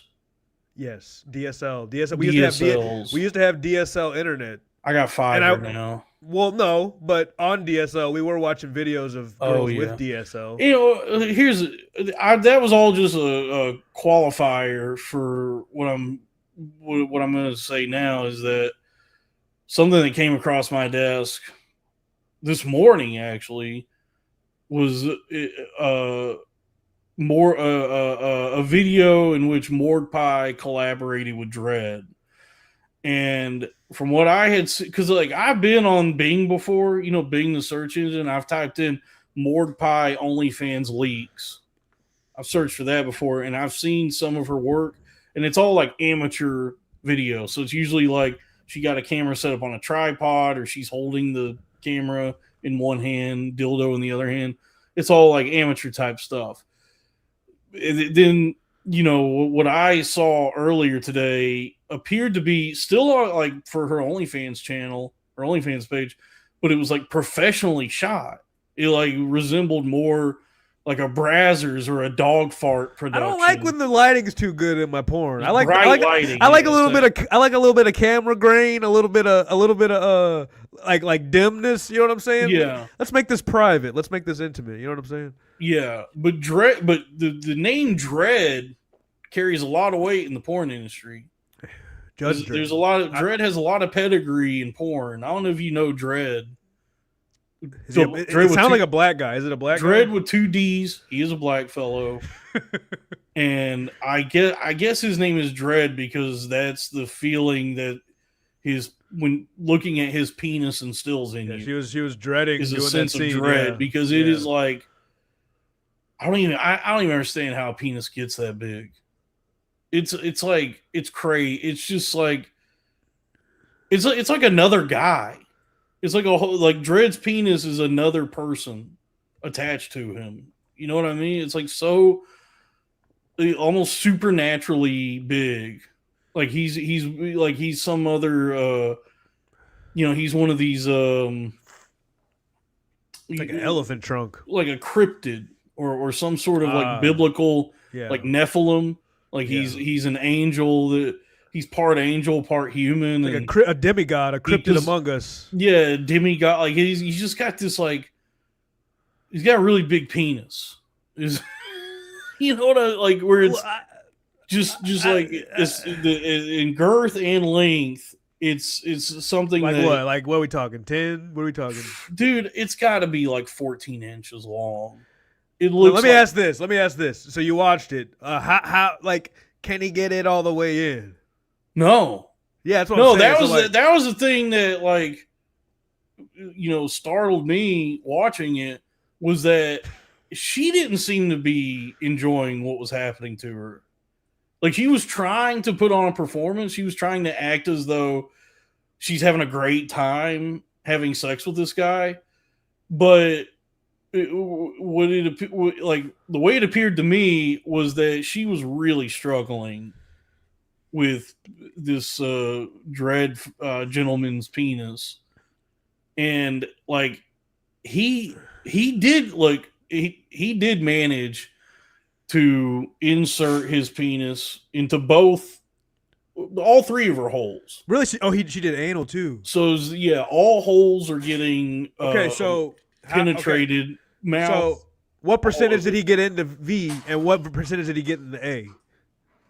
Like in terms of it looked like he was able to get more into the A than the V. Really? Yeah, it looked like just from what I saw that it like she was like experiencing a lot of discomfort with vaginal penetration at a certain depth, and so then he would switch to her anus, and it looked like he was able to get more of it in there, but then this was another thing that really bothered me was that like he would be having sex with her vaginally and then go to her rectum, and then when she would start to get worn out from that, he would pull out of her butt and then put it back into her vagina, and I was like, you can't do that. That's what I was going to ask you. Like, how much did they go back and forth? There was a lot of back and forth. Really? Really? Yeah. It seemed as though like I wouldn't have expected that. I thought she was a professional. It seemed as though her only reprieve from when one hole became too painful for her was for him to switch to a different hole. But there was no like real respite from Well, she must have, Dread's penis. she Like, must have known that like right afterwards she was gonna be doing like a douche right afterwards or something, or like some type of cleansing right afterwards. But Yeah. I like why tested? Why, you know what I mean? I hope she must have known. Maybe she prepped good or something like that. I imagine that prior to the the filming, there is a thorough preparation. Is what I just would hope. Yeah, I feel like it But takes. I feel like it. Look, I'm not trying to judge anybody, but I just feel like it takes a very intense mindset to remove yourself from that situation and like we're gonna do a scene or whatever. You know what I mean? And like I hear a lot of those guys can't even come. You know what I'm saying? Like it's like their sexual function gets all fucked up because it's built around their profession, which is like doing these scenes and doing. I've heard with that guy specifically, Dread, is that his penis is too big for him to like get completely hard and for him to like but also bust. Like he just has too much penis to. Dude, and that's what I was gonna say. You said she wasn't enjoying it so much. How much was he enjoying it if he couldn't even get a good you know what I mean? It's like, yeah, I don't think either one of these people. Look, you really gotta have it comparable it. to the size of the. And I wasn't even enjoying watching it. It was a porno that I don't think was made for anybody. Like the people that made it, clout. It was a clout. It was people that I think it might have just been like a clout, like to be like, oh, Morg Pie, V Dread, like it's to have done it, and it gives her more status in the industry or something. But it was like, but at the same time, I was only because I didn't find it particularly arousing. My shit was on soft the whole time because it wasn't even anything that I was like, that was enticing for me. It just was. I was watching it out of a morbid curiosity. Did she eat his ass? That's what I'm hearing. She does. I hated that. I fucking hated that part. I had to scroll through that. What the hell? Yeah, that was really that was upsetting. That really. I thought this was supposed to be like that was dreadful. Yeah. But yeah, it seemed like she was going like making the attempt to act as though she was enjoying this, when just given like the look on her face and the involuntary movement, like just like the sounds and way her body was, just her body language, all of it, it looked to me like she was just experiencing a lot of discomfort and I would imagine pain through the duration of did he finish? Did he finish this pornographic film? Did he finish? Yeah, I didn't watch the end of it. Okay. Somebody in the chat said it's a weak cream pie. Well, so the only reason I asked that is because it's like I'm just trying to figure out like, was this fun for anyone? You know what I'm saying? I don't think it was fun. It wasn't. I'll tell you this: it wasn't fun for me watching it, and I didn't get the impression that it was fun for any of the people involved. She didn't seem to be having a good time. I don't think he was like enjoying having sex with her. The camera person was, probably just was ready to go home. There wasn't the whole vibe of it was like they were, if anything, just going through the motions. Like they just clocked in for work that day, and yeah, they're like the sheepdog and the made up for it. Because there's like, man, this is all this stuff is so gross and I don't mean degenerate, to be but sorry. There's sometimes some of these ladies are real freaks, and you could tell like, even though like what they're doing is really destructive and maybe not entirely healthy, they love this shit. Like you see the light in Gia Durza's eyes when somebody like Dredd puts his penis in her butt. I don't know who that is. Yeah, she's a real freak, dude. She nasty. Yeah, like I can't even. She's one of these ladies I can't really watch her work because it's just too gross. but she's into it. She's like, you know what I mean? Like, she's always doing the kind of shit where she gotta be taking antibiotics. These people with that gleam in their eye, they're trying to recreate trauma or something like that. Something bad happened to them, but it's like I don't mean recreating sexual trauma necessarily, but some type of like intense and traumatic a moment wired their neurons like this. That's all I'm saying. Yeah, but somebody like Gia Durza or Adriana Chechik, you can just see this twinkle in their eye. Oh, that's the girl that broke her ass? Yeah, Adriana Chechik broke her ass. Yeah. But you can see this just like sparkle in their eyes that lets you know, like, this isn't just a paycheck for her. She's loving this. Angela White, it's like there's a real passion and joie de vivre for what they're doing. The morgue pie video I watched with her and Dredd, she seemed to just be in a lot of discomfort.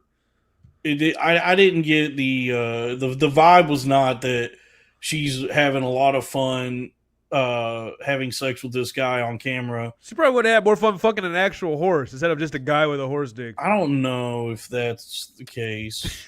Maybe. I don't know, it didn't make me. I felt bad watching. Like, it was just like an unsettling, traumatic experience for me, and it did kind of make me wonder, like, man, I need to like reevaluate what I'm doing with my time. I can't be watching this shit.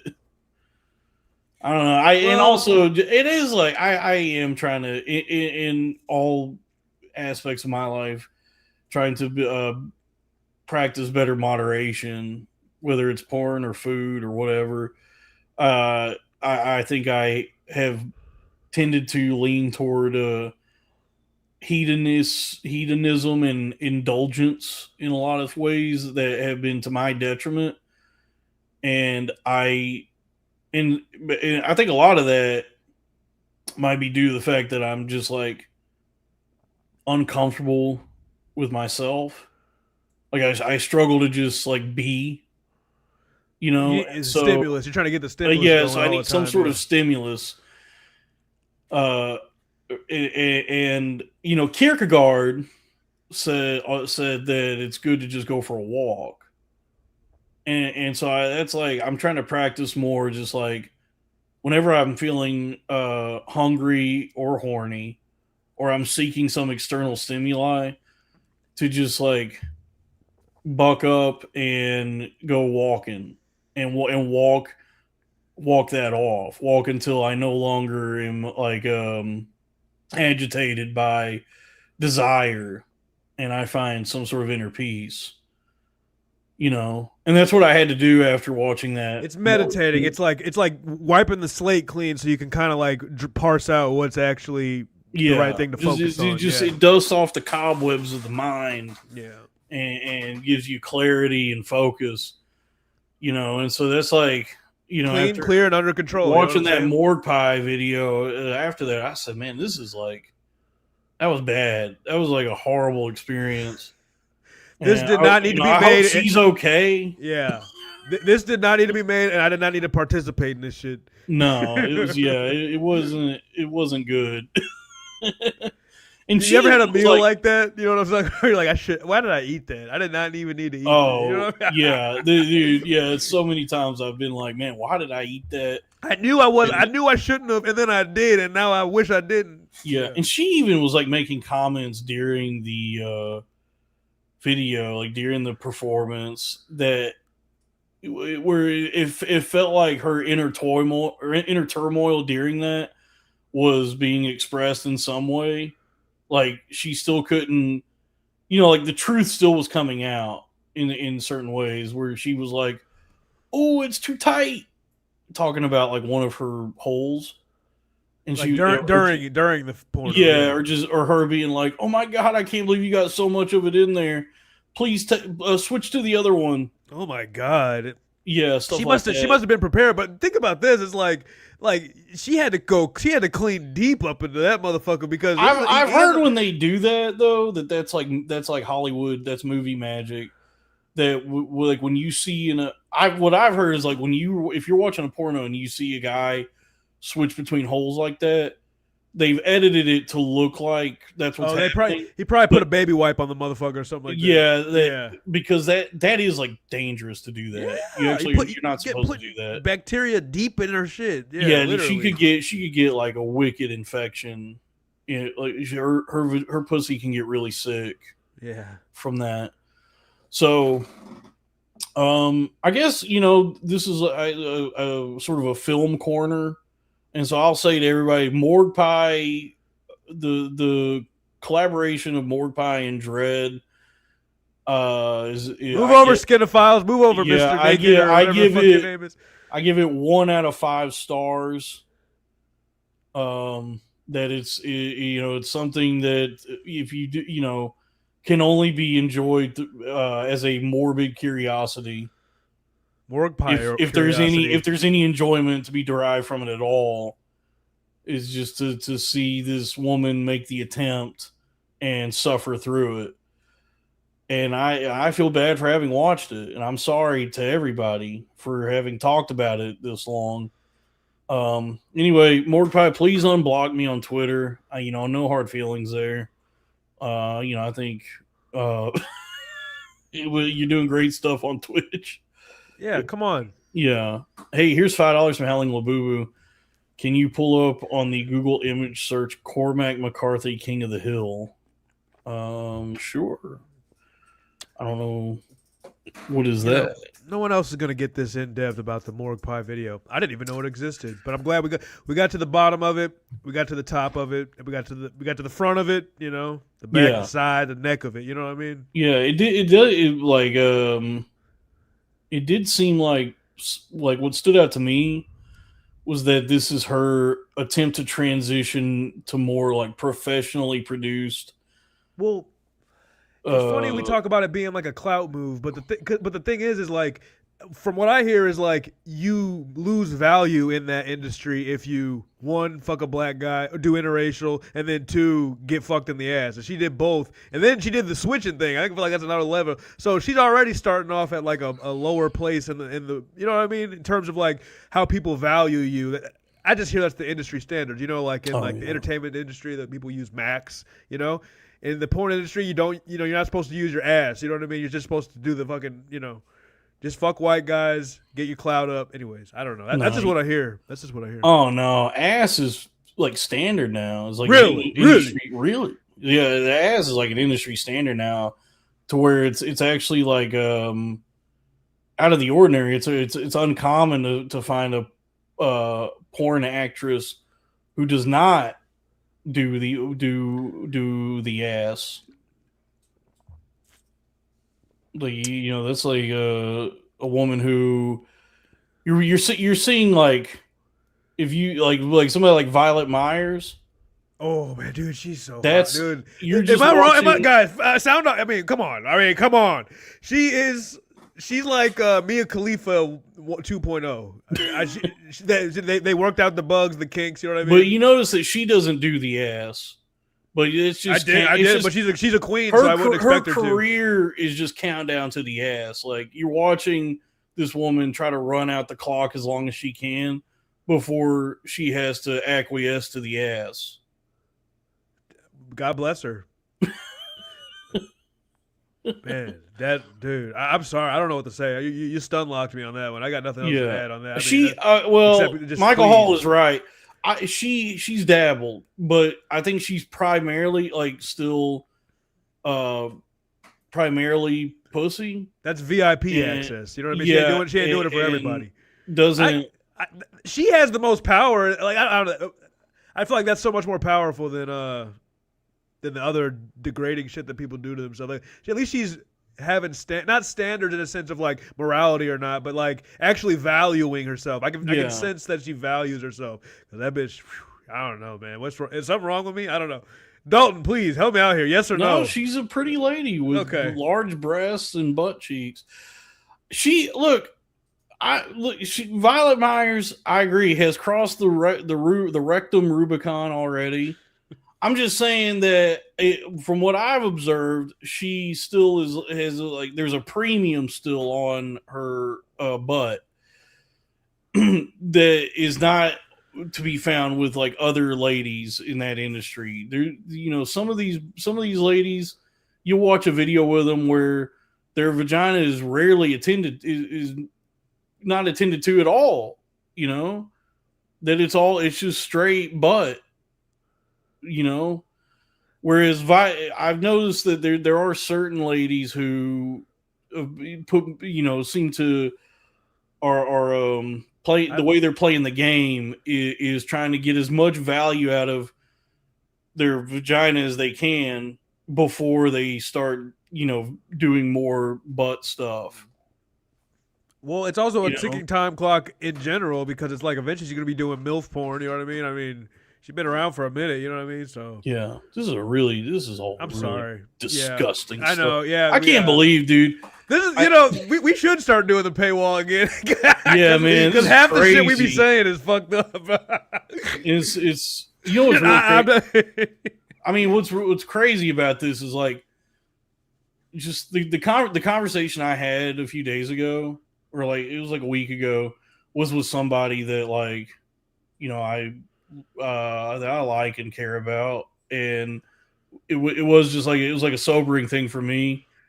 And like after everything that I've said over the last several minutes, it's like, man, I really hate the fact that person's going to hear this. But I mean, you're not look. This we're wearing it on our sleeve, and we come with good intentions. We come with good intentions. Yeah. Okay.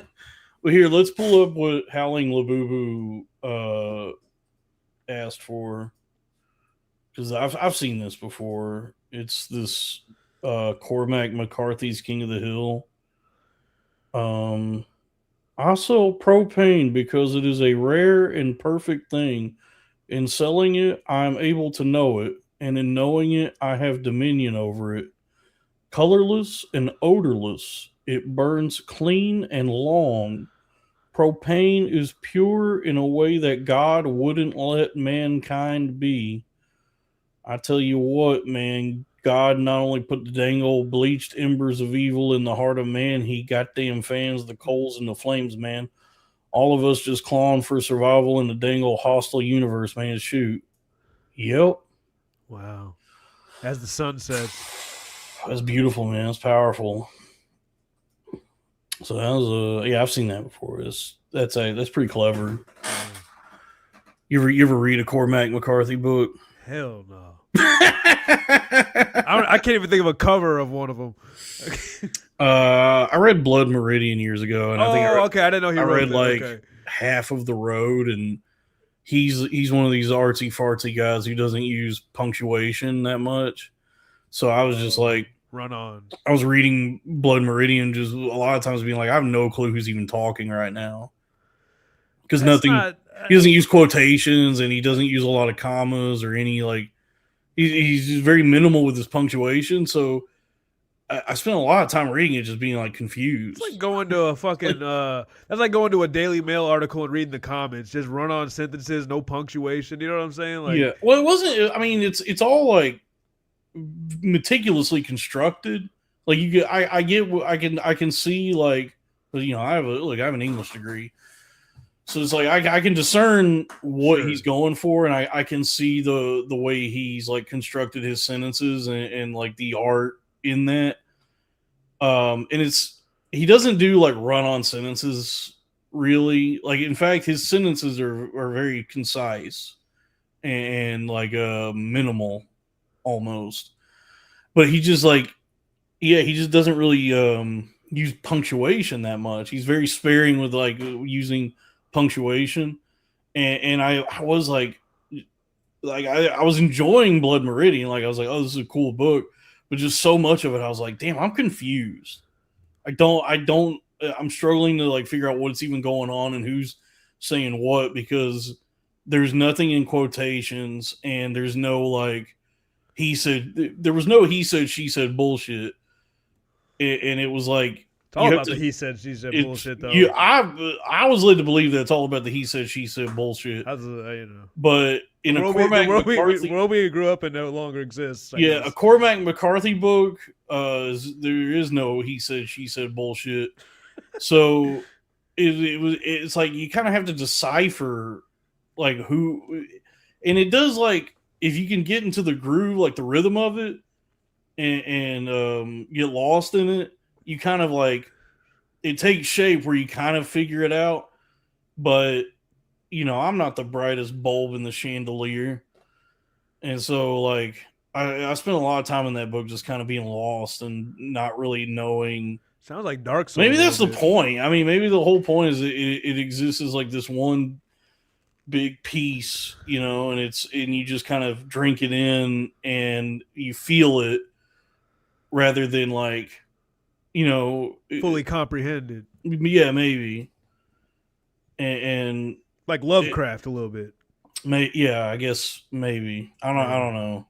Because I feel like maybe the way a lot of people approach books is like just based on what they were taught in school, and they see like books are like almost like a chore or something where it's like I'm supposed to understand this completely, and if I don't, then that's like a failing on my part.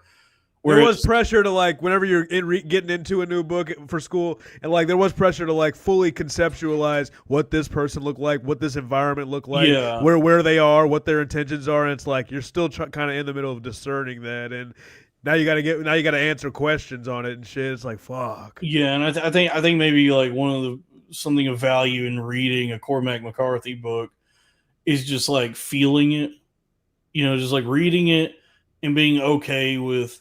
And I get this really letting it wash over you. Yeah, I think this maybe applies to just any book. Is like even if you're not understanding it completely, or if you're feeling lost or confused, just going along with it and having faith in the author that they're going to like show you along the way to some degree, and that you'll like intuit like whatever the intention is and feel it in some way. Because I did read a book years ago that I didn't understand a word of it. I read that book, Gravity's Rainbow by Thomas Pynchon. Gay. Go ahead. Very gay. Go ahead. Where it's a book that to understand it, you would need like a pretty in-depth knowledge of World War II. Like if you're going to understand what's going on in this book completely. And I'm not like a World War II historian. Right. And there was like so many moments reading it where I was like, I think I know what's going on. And then the next sentence would just completely throw me off. And I was like, by the time I read the last sentence in the book, I was like, I don't think I understood any of this. But, along the way, I just kind of like picked up on the vibe. Yeah. I was like, I'm vibing with it. Yeah. And just in sheer defiance of my own lack of understanding, I'm continuing to read this. Well, as we grow and get more life experiences and more context for the world around us, you know what I mean? It becomes easier to, that's why it was a little harder for me, at least whenever I was a kid, and just trying to like conceptualize these different settings and time periods they would put us in, because it's like I don't have no context for that shit whatsoever besides this book that I'm reading right now. Reading is hard, man. But it's just like, the more you do it, the more you live life, the more you can fully comprehend these things. Maybe get into the mind of other people, more perspectives that you gain. Yeah. Reading and writing is, man, it's just hard, dude. That's why, and I feel like I've gotten more stiff and like stunted and stupider as I've gotten older and move in like more distance from academia and scholarly living. Because I feel like when I was in college and I just was in that environment, I was more mentally nimble because I was surrounded by knowledge and the pursuit thereof. I was in an academic environment that encourages and what's the word I'm trying to find here? It fosters a culture of learning. Yeah. It just is it's an environment that nourishes the mind and allows for getting smart, and so like being on a college campus and going on classes and being surrounded by like professors and like-minded students who were all in the pursuit of knowledge.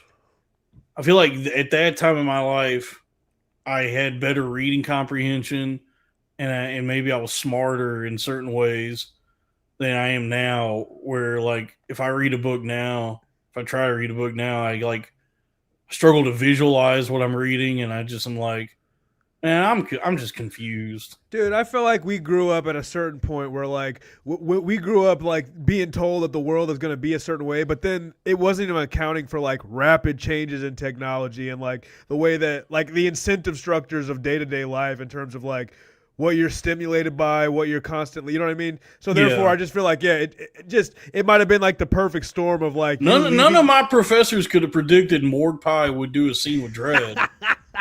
Nobody that taught, none of my teachers or professors knew that was coming. How could they have? So, yeah, I mean, I gotta discipline myself more. I've been walking, and I gotta like, anytime I feel the temptation to indulge in something, in some sort of Sugar pie, honey buns. Dude, I can't be eating no sugar pie honey buns. I'll tell you that. That's for damn sure. Sure. In fact, today all I've had to eat today is 4 sausages. What kind of? Were they hot and spicy? What are they like brats? What were they? I had 1.5 bratwursts. Okay. So just wait, normal flavored? No, I've only had spicy. Oh shit, I've only had 3 sausages. Okay. Total, because I had 1.5 bratwursts and then 1.5 hot links. Ooh, hot link, baby. Yeah, and I dipped them all in a little bit of maple syrup, like the Liver King. Oh damn, you're doing the breakfast mode. Okay. I was doing breakfast style. I love mustard on my shit, man. Mustard's good. Really? Really, and like a like a Hawaiian bun, or maybe a Hawaiian bun every once in a while. Oh, I love buns, dude. Yeah.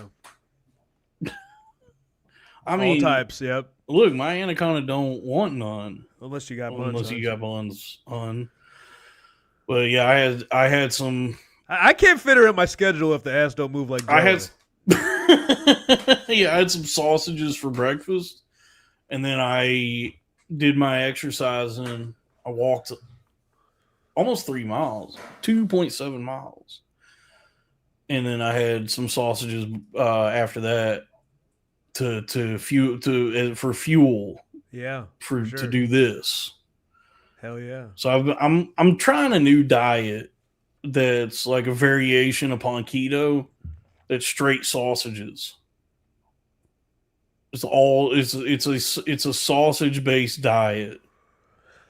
Watch out for that sodium. Yeah. Yeah. So I gotta find some low sodium sausages so I make sure I don't over consume on the sodium. Well, I mean, look, the protein. I mean, you got to get the protein. They say that the humans that live longer, studies show that they ate way more protein. I think I'm gonna get some like duck fennel sausage. I'm gonna look for that. Okay. But yeah, I'm gonna try this like sausage diet because Sal did a version of it where he was eating just hot dogs all the time. And he didn't even get Hebrew National. He got like bar S. He was getting bar S for sure, dude. Yeah. No, I remember him talking about that because he was saying like he was like doing the science on it. He's like, all right, if I buy 2 of these, that'll last me exactly 13 days or something like that. Yeah. He knows his hot dog, man. So, but that got me to thinking. I said, I don't want to eat just like hot dogs all the time. So I thought maybe sausages is a good way to go. And so I'm gonna try. Just it's a variation upon with the maybe keto or some sort of carnivore diet like Jordan Peterson, where it's all sausage. It's exclusively it's the sausage diet. I see sausage, I eat sausage. I'm gonna see if that works. I did do something years ago because like I've always yo-yoed, like I've been up and down. And years ago when I was living with Kevin, a friend of the show, a guy who's on the show sometimes. I wish he showed up right this second. I wish Kevin was here right now. When we lived in an apartment together, I don't even know if they were calling it keto at that time, but I had heard of like a protein based diet, like a just cutting out bread and sugar and candy and shit. But I didn't really know, or I just didn't. I get like I didn't have access to like a ton of different foods. I didn't really have that much money, which not much has changed actually in that regard. But so I just ate nothing but eggs for a long time. Because eggs are nature's multi. Oh, that's cool. I think that's cool. I think that's good. So I was just eating like mostly eggs. Like every meal was just scrambled eggs, and I lost a ton of weight doing that. And I'm about to get on that too for real. I'm about to be eating hella eggs. Yeah, so I might incorporate eggs into the sausage diet. Yeah, I might do sausage and eggs, that's extra protein. Yeah, with and dude, I'm not gonna lie. The maple syrup sounds good though. The maple syrup, well, a little bit on the scrambled eggs, a little bit on the... I'm gonna be real with you. Okay. It wasn't actual maple syrup; it was Mrs. Buttersworth. Okay, so it was. So it's like syrup. Whatever that is. It was a syrup product. Yes. Yeah, it wasn't maple syrup, but it was a syrup product. Man, but that sounds good though. Some sausages. It's funny, and maybe it's just like having grown up the way I did, or just like the way what my tastes are. I've had real maple syrup before, like the good stuff, the expensive maple syrup. It comes in a glass bottle, and it's supposed to be the real shit. I prefer the Mrs. Buttersworth. Oh, really? Yeah, I'm gonna be honest. I can't really think in my head the distinction between the two. I don't know how often I've had the real shit. I feel like I've mostly had the fake. I don't eat it too often, but I just feel like every time I've had it, it hasn't been real. So maybe I should try that and see. It's one of those weird. It's one of those things that what I like better is the one that's actually works. My aunt, she loves instant potato. We have to make at Thanksgiving. We have to make regular potato, like natural potatoes and mashed potatoes, and instant mashed potatoes because she only eats the instant ones. It's like, I mean, come. And I by the way, I need my syrup to be a black lady, and my brand of choice was Aunt Jemima until fucking woke reared its ugly head. Yeah. And stole her from me. Now it's this Pearl Milling bullshit company, yeah. And so then I was like, well, where am I going to get Black Lady syrup now? And I realized, Mrs. Buttersworth, but dude, is still a black lady. Be real though, Mrs. Buttersworth is a little bit like cheaper and lower quality than Pearl Milling. Am I wrong about that? Maybe it's comparable. Maybe it is. But I feel Mrs. like Butterworth doesn't have the black lady bottle, but it has the. Or does it? Mrs. Buttersworth there's no black lady on the label, but the bottle itself is in the shape of a mammy. That's funny because they would we didn't like when I'm on the black side of my family, like they never got that bottle. They never got the Mrs. Buttersworth. Yeah, there was no black woman bottle, but I would always see it in the commercial. I would see it would like talk to him and shit like that. Like it would be like a CG bottle. Yeah. There was. I do remember the commercial where it'd be like a. Dude, I kind of want to watch that. That's fun. It's fun. Let's see if we can find it. Yeah, let's watch the Mrs. Buttersworth. We'll close out with the Mrs. Buttersworth cartoon Pixar bottle. But I always wanted that bottle, and they never got it. I was like, wait, let's get this one. Yeah, but I think in terms of like the quality of syrup, like whatever the syrup ranking is on the shelves, the way I understand it is Mrs. Buttersworth and Pearl Milling, formerly Aunt Jemima, are this. It's like I always believed it to be the same as like when you go to a bar and Jameson and Tullamore Dew are on the same shelf, like they're equals. Like that, whatever that level of product is, you know what I mean? Yeah, I feel like Mrs. Butterworth has a little bit less maple flavoring to it, and is maybe slightly sweeter. You know what I'm saying? I feel like Pearl Milling has like a more substantial taste to it, but Jemima is a crazy name. I can't think of one. I guess Jemima. I guess I could see. But I guess they had to distance themselves from the and Uncle Ben. Remember that, everybody? Uncle Ben the rice. We can't have. He looked just like Cosby to me. I always thought it was Cosby rice. I guess there are a few food products that's like Slaves. There might be another one, House. but is that I don't know. You know Is that a Southern thing? Is that no? I'm saying like there's like a few different items on the shelves that the mascots for which are what we know as house workers. Oh, dude, bro, dude. Someone in the Discord posted the Bill Maher when Bill Maher said that I'm a house nigga, dude. Yeah. That shit was funny as fuck. Oh my god, Dude, yeah, I mean that was an all-time moment. I think I watched that live. I'm not gonna lie, I think I watched that live. Yeah, because he had to to show contrition later. He brought Ice Cube. No, the Ice next Cube week, to Ice Cube chew came him on out. the show. He's like, man, what you said was crazy, bro. You can't say that shit. Like, I You think hear you me? had. And then everybody in What did he class say? was like, yeah. I Ice thought Cube it was like, fucked up. I think you had some sisters make you some Kool-Aid and you got a little too comfortable. Yeah, He you been said fucking. some crazy Yeah, he was like, we all know you fuck black chicks, Bill. Okay, just because Yeah. you fuck them don't mean you can say the shit. All right, calm your little crazy ass down. And everyone's like, yeah, I thought last week he was doing it crazy. Yeah, what the fuck? Yeah. Yeah, he had to. But it was funny though. It was funny though. But he had to like publicly flagellate himself by way of Ice Cube after that. Like that was his. Yeah, and you can tell he wasn't agreeing with Ice Cube. He's like, well, he was. okay. He well, was told, well, look. He's like, the man said it. I guess. All right.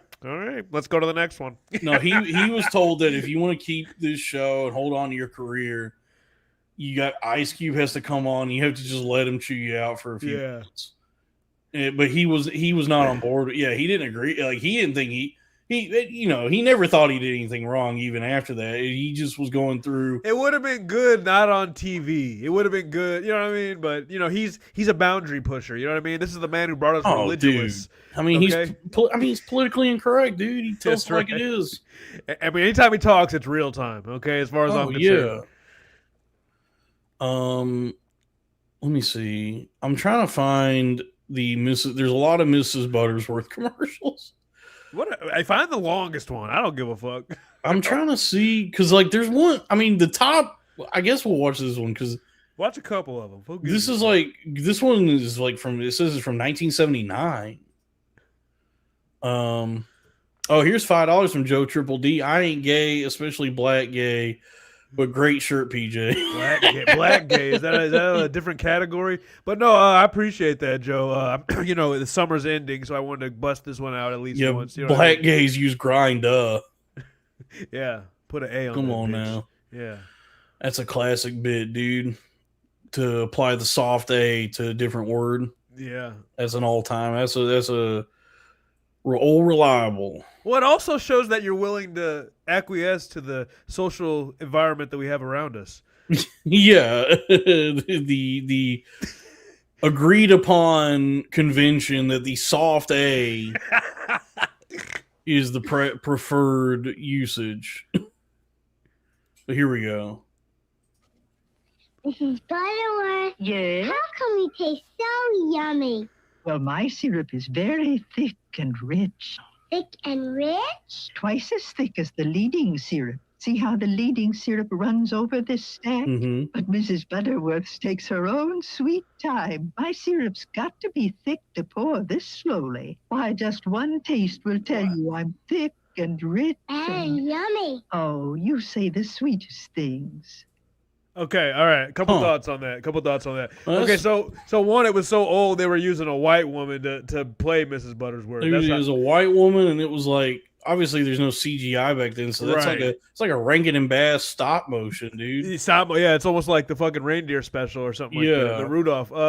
But then like I was thinking of more so like the 90s where she was like translucent. She had like half the syrup missing and shit. The graphics were way better. But she was actually a black lady with sass. She's like, yeah, baby, you know that's how I make the pancakes. You know what I'm saying? All that shit. Let's see. I mean, here's another one. Here's the next one. If you type into the YouTube search bar, Mrs. Buttersworth. So did the house Negroes, did they breastfeed the babies? That's a good question. I don't know. Okay. I mean, I guess if they were the mothers, like if it was like one of Thomas Jefferson's slaves, probably. Because I always imagine them house maids having some big pancakes, some big brown pancakes. Some big old pancake titties. Yeah, some burnt pancakes. Go ahead. Maybe. Hey, ain't nothing wrong with a pancake titty, dude. I'm not hating. I'm just trying to assess give the me, situation. hey, give me a short stack. Yeah. Let me Big old ass under that apron. Oh yeah. Here, let's see what this one is. Dear Mrs. Butterworth, I love your light syrup, but how come the bottle doesn't work and talk like your regular syrup? I love the buttery taste. And Mummy loves the 45% less calories and sugar than regular syrup. She talks. She talks. Mrs. Butterworth's Light, the only light syrup made with real grade A butter. Say something, please. The sister doesn't believe him. Dude, she's fucking gaslighting this kid. Dude, that's some child's play shit right there. Yeah, dude. Mrs. Buttersworth is basically Chucky. Yeah. Let's see. I like him.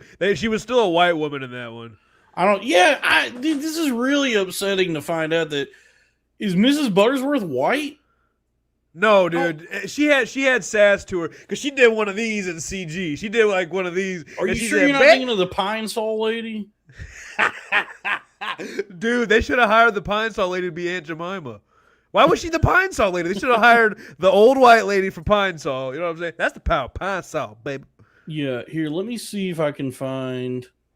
All right, well, hold on. Here's another one from 1979, but with a black child. No, because I remember like a 90s kid at the table. He's like, whoa, he had like gelled up hair and shit. He's like, whoa, maple syrup. Well, let's see if they tailored it. You know how like there's McDonald's has black McDonald's commercials? I'm loving it. I That's wonder where if, I'm loving it came from, honestly, is the black version. The first black, anyways, whatever. Yeah, I don't have to. Yeah, that's I'm black as loving shit. it. But Justin Timberlake did make that. That's right. He did. But I think Wyclef Jean was on it too, though. So, oh yeah, or he made the beat or something like that. I don't know. Anyways, yeah, it was like ba da ba ba ba. McDonald's. Haiti is gonna fight the CIA or whatever his. Yeah, like we're killing them softly. Is that? Well, no, isn't that's the Fugees? He was in the Fugees. He's in the Fugees, but isn't it like in the Hips Don't Lie song? Oh yeah, like his whole. And we own our own boats and no. I forget what he said. Yeah, his whole verse is all about like how the CIA has dismantled Haiti and that I don't Haiti know. I don't think. I gotta look at those lyrics. But I love. Yeah, that song, it's like this whole thing about like rising up against the tyranny of the United States government. And then it cuts back to Shakira, and she's like, "Oh, dude, that's great ass shaking music, dude." I was just dude yesterday. Dude, because like I've been thinking a lot about the world I grew up in and how it no longer exists. And just yesterday I was listening to Sean Paul. Let me give it to you. Somebody give it to. I was just imagining a life I never lived, being in a club in 2002. Wearing aviators, yeah. Yeah. Here we go. So let's see if the 1979 commercial with a black child is any different. Mrs. Butterworth? Yes? How come you taste so good? Well, my syrup is very thick and rich. Thick and rich? Just watch. See how the leading syrup just runs over this stack? While Mrs. Butterworth takes her own sweet time. Now, my syrup's got to be thick to pour this slowly. Truth is, Mrs. Butterworth's is twice as thick as the other syrup. Thick and rich and... Damn! Mrs. Butterworth, I love you. Oh. Making the table all sticky. That was... Whoa. Now, why I gotta be King Kong, right? Yeah, why after? What the fuck? Anyways, no, but that was like the identical commercial to the white version. It's almost as if they played it in like different areas. You know what I'm saying? Like it was identical to the one with the white girl. That's weird. I'm trying. So that it was still. She fingered those pancakes. She got up into that. I thought we were watching the Morgue Pie video for a second. But it was still a white lady doing the Mrs. Yeah. Buttersworth in that one. So I gotta see. Yeah, I'm thinking like in the 90s. Well, let me so let me see if I can find one. Maybe So, maybe late 80s, but I definitely want to say 90s because they have like 90s clothes. Maybe I'm just misremembering it. Maybe I am thinking of the Pine Saw lady. But I swore Mrs. Butterworth had some sass to her. You know what I'm saying? let me see. I don't know. I'm trying to see. I mean, there's a lot of Mrs. Buttersworth commercials, Wow, that's surprising. and I'm trying to. Here's one that says it's from 1995. Let's see. This one's only 15 seconds long, so the Mrs. Buttersworth advertising budget is starting to dry up around the mid 90s. Let's see. Mrs. Butterworth, you're a different. In the country, Oh my God. Vanilla, oh, to sing like a lark, skip like a stone. Oh, I'm babbling like a brook. New Mrs. Butterworth's country best recipe. Dude, I guess she was just a white lady the whole time. Sorry. No, sorry, y'all had to see one of my recommended videos. Oh, I wasn't even looking. No, sorry. Oh, is one of the this is really, I don't know who all saw that, but one of the recommended videos is like a pimple popping video, and it's really gross. Dude, I can't even, bro. Oh, dude, I don't even want to get into it. I wish I could because I know it's some amazing stuff that happens, but I can't even. My mom was a dermatologist assistant for a long time, and she did a lot of that shit. She was like, she wanted to be a pimple popper. So she was a pimple popper. Dude, I've indulged. It's one of those I guess like the Morgue Pie Dread video. It's just one of those like morbid curiosities, where, especially like I started with Dr. Pimple Popper. That was my foray into watching people pop zits on the internet. But then I found this spa in Vietnam that has a channel, and it's the Sac Dep Spa. They upload something like every day, and they just get like, they don't abide by any of the medical shit that Dr. Pimple Popper, Dr. Sandra Lee does, like being safe or hygienic and like minimizing trauma to the skin. Yeah, where you're like, and she even says like not to like pop your zits. Like she talks about different creams and shit you're supposed to put on, just let them naturally go away, and then anything beyond that is almost like a surgical procedure that she'll do. Like if it's something that has to be popped, like she injects it with a local anesthetic and then like cuts into it gently and excises it. But then anything else is just like creams and salves, right? Okay. This spa in Vietnam, they just be stabbing people and squeezing the shit out of them. They don't even, they ain't even doing it right. There's a right way to do it. There's a way to like, there's no point in getting rid of it if it's going to be a big ass scar.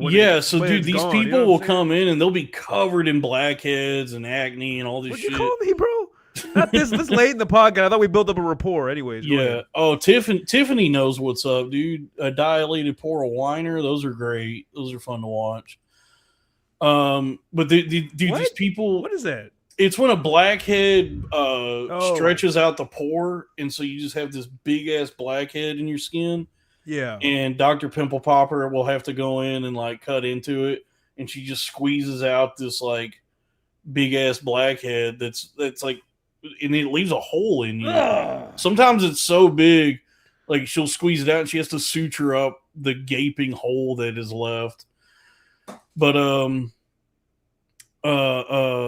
this spa in Vietnam, the way they do it is like these people will come in just like covered in blackheads and acne and all this shit, and they'll just go in with like a looks like an X-Acto knife, and they'll just like stab where the blackhead is and then squeeze the shit out of them.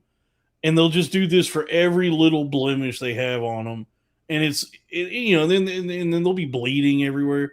It can't be good for these people. Like it has. Yeah, no, we need to see an after it. It has to swelling just be scarring goes down. the shit out of them. No, it seems like they're just farming content of like giant gushing pusses and stuff. Each video they upload a video every day, and it always gets millions of views. So I don't know how they're not incentivized to. They're incentivized to keep the train going. I don't know how much how the YouTube money works in Vietnam, but they must be making crazy money because like each one of their videos gets at least like 2 million views.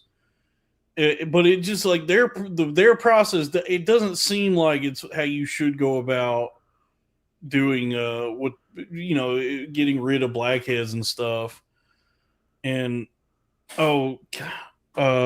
shit. Well, I guess we were gonna can do it real quick. You good? No, yeah. You go ahead. Bring him. Kevin wants to hop on. Yeah.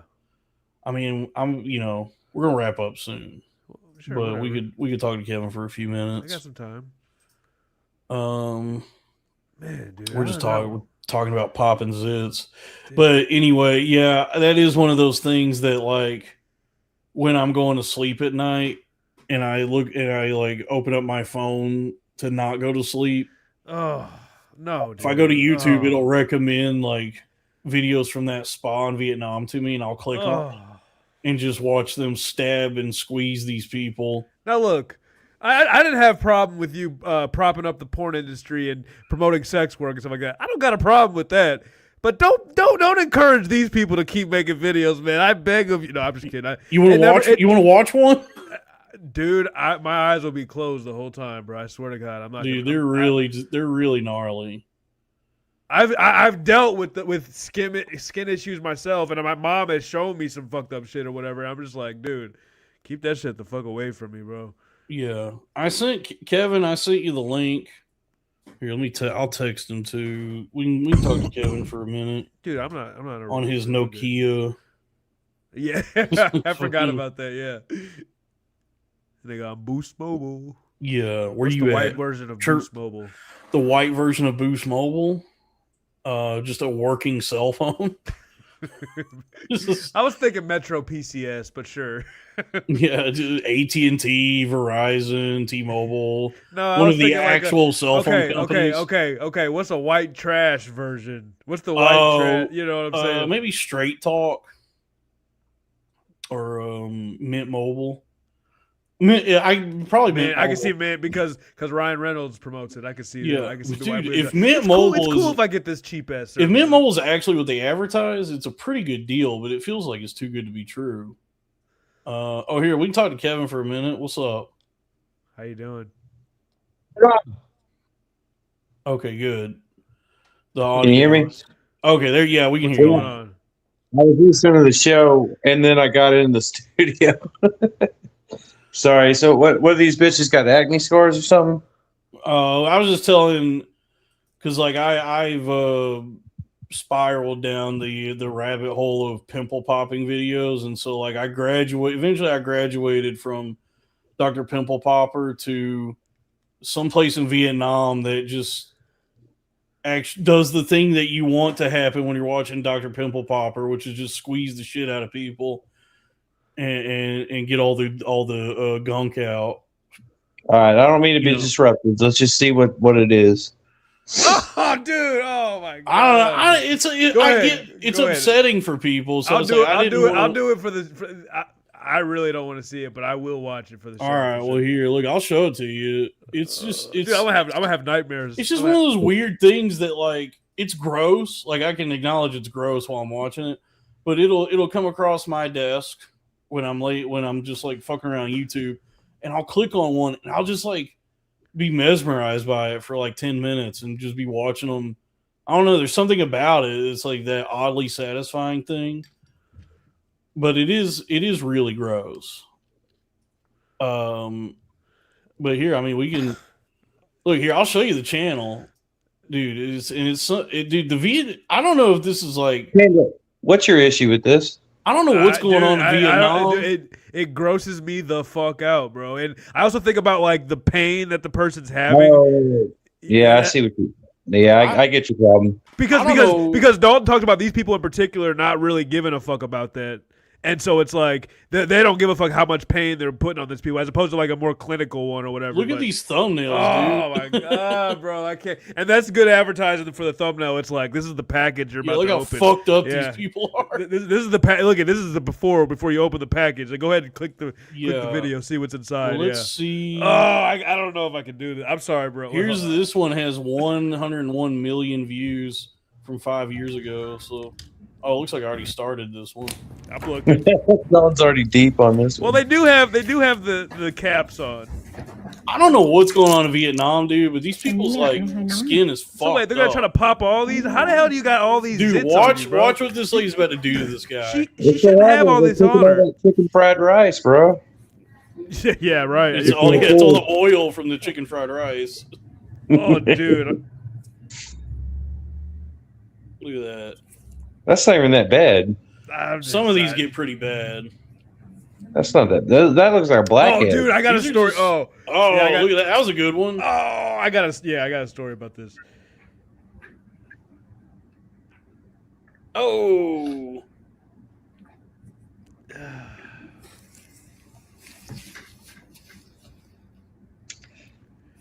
There we go. I didn't even have to stab that. That shit stinks. I'm gonna tell you, if it's been in there long enough, it stinks. Yeah, you know it smells crazy in there. You need to get that knife off their face, man, because that's just gonna leave scars. That's what we were talking about. I feel like stabbing all these with the same knife is just like spreading bacteria and shit everywhere. Yeah, that's a great point. I didn't think about that. But also, yeah, like that stuff, if you just take care of the skin, that stuff will come out naturally. You know, that's what Dr. Pimple Popper says. Like, if you use a regimen of salicylic acid, that doesn't work for some people, but yeah.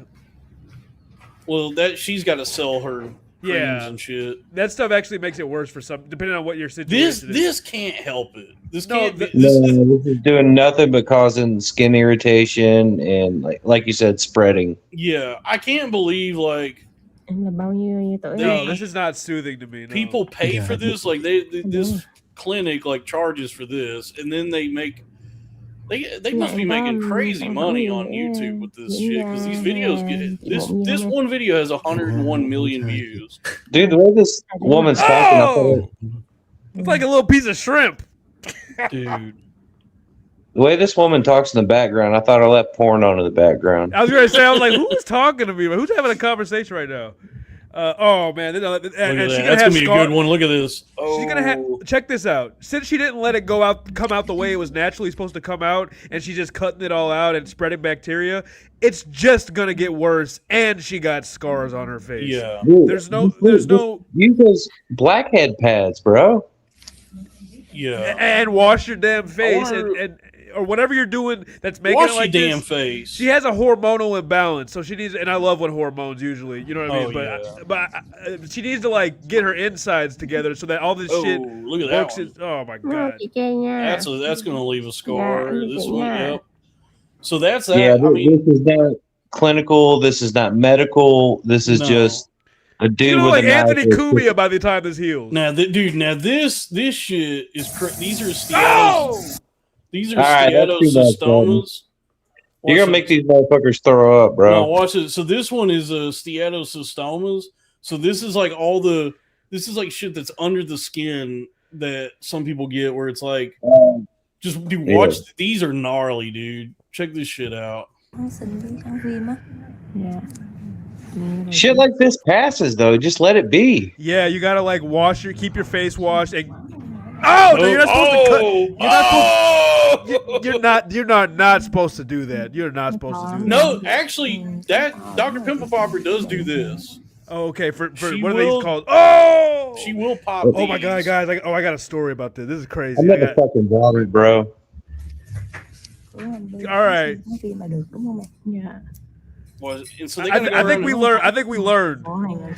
No, these are pretty cool, dude. I like these because they ribbon out. They go like woo woo woo woo woo.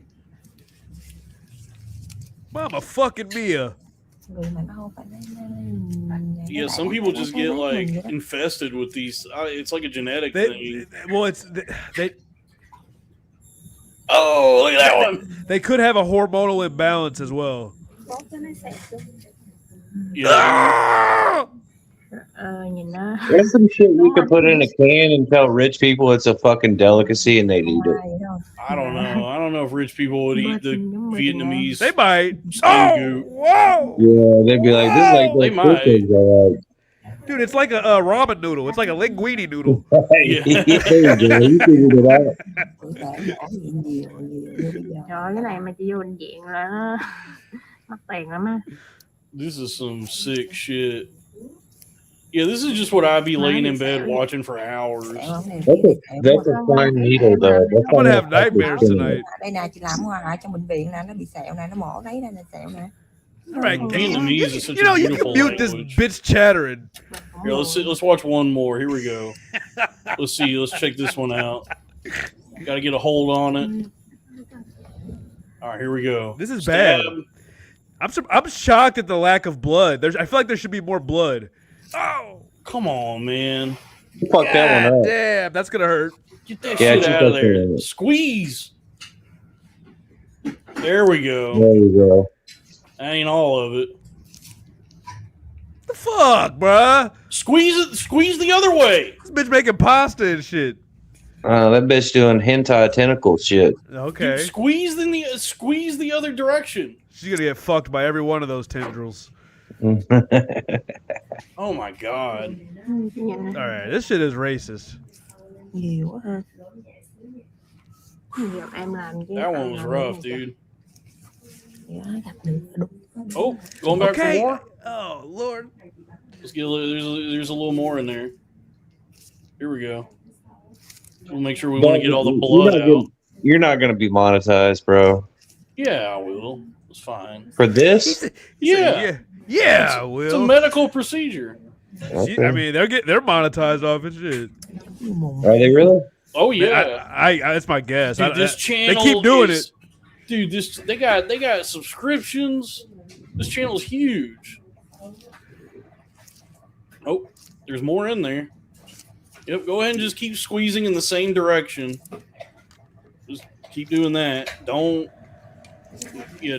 squeeze it the other way where you could get a different grip on it. Maybe get more out. Nhiều luôn.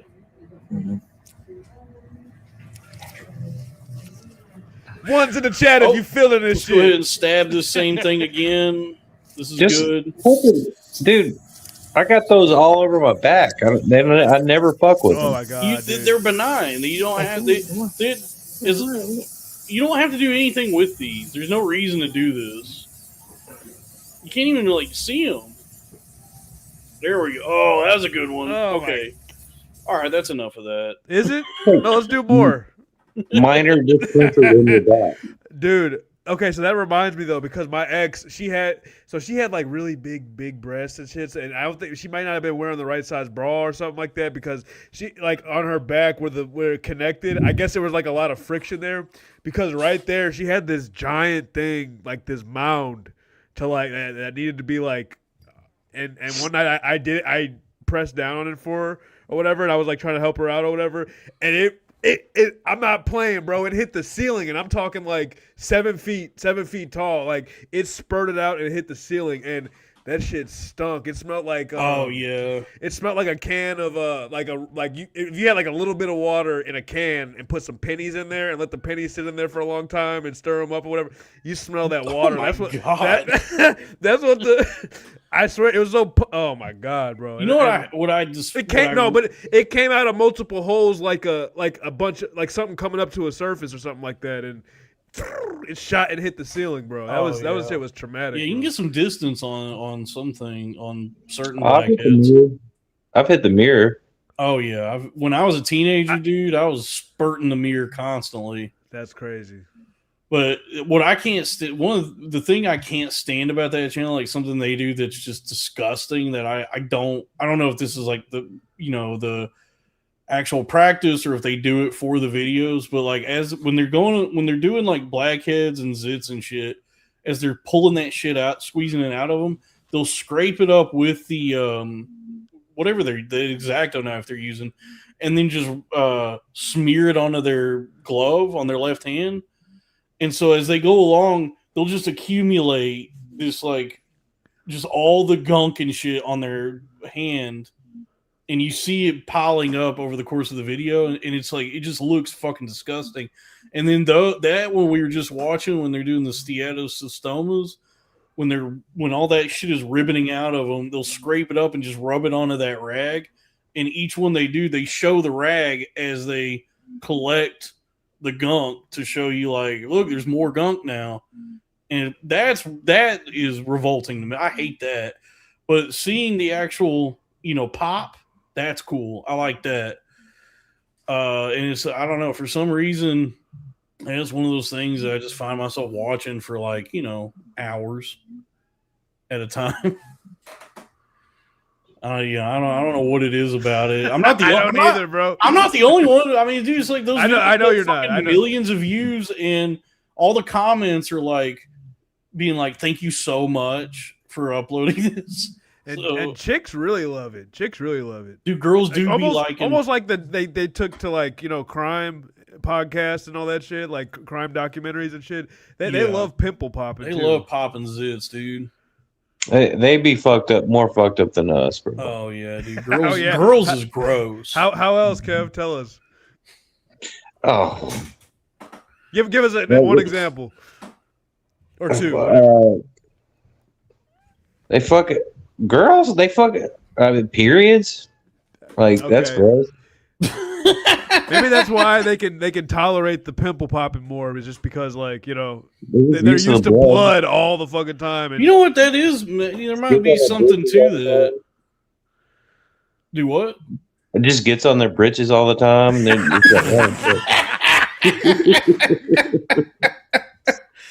they're like, "Fuck my britches." He's spilling a lot of cherry pies. Yeah. Yeah, I got menstruation all over my britches.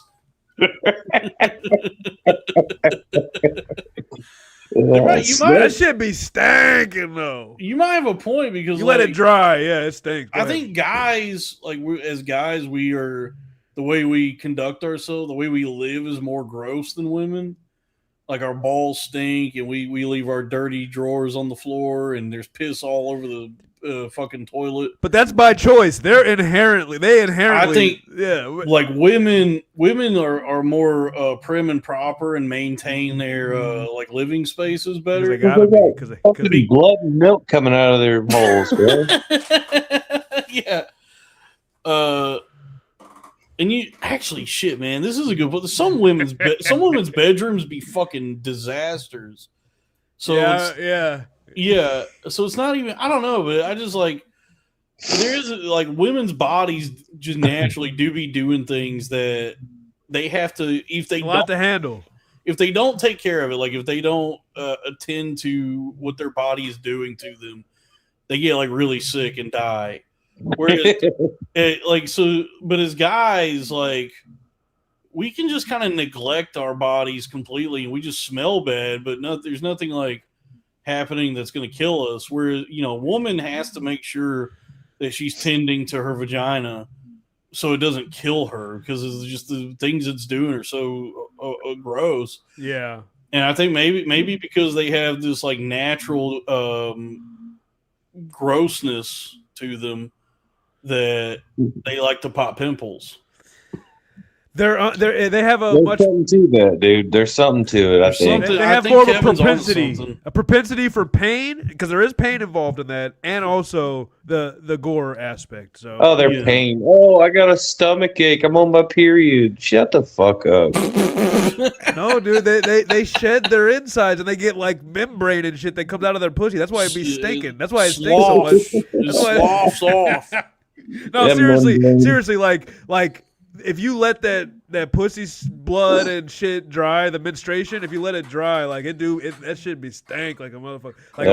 Almost worse than ass, almost. You think sorry. I'm sorry.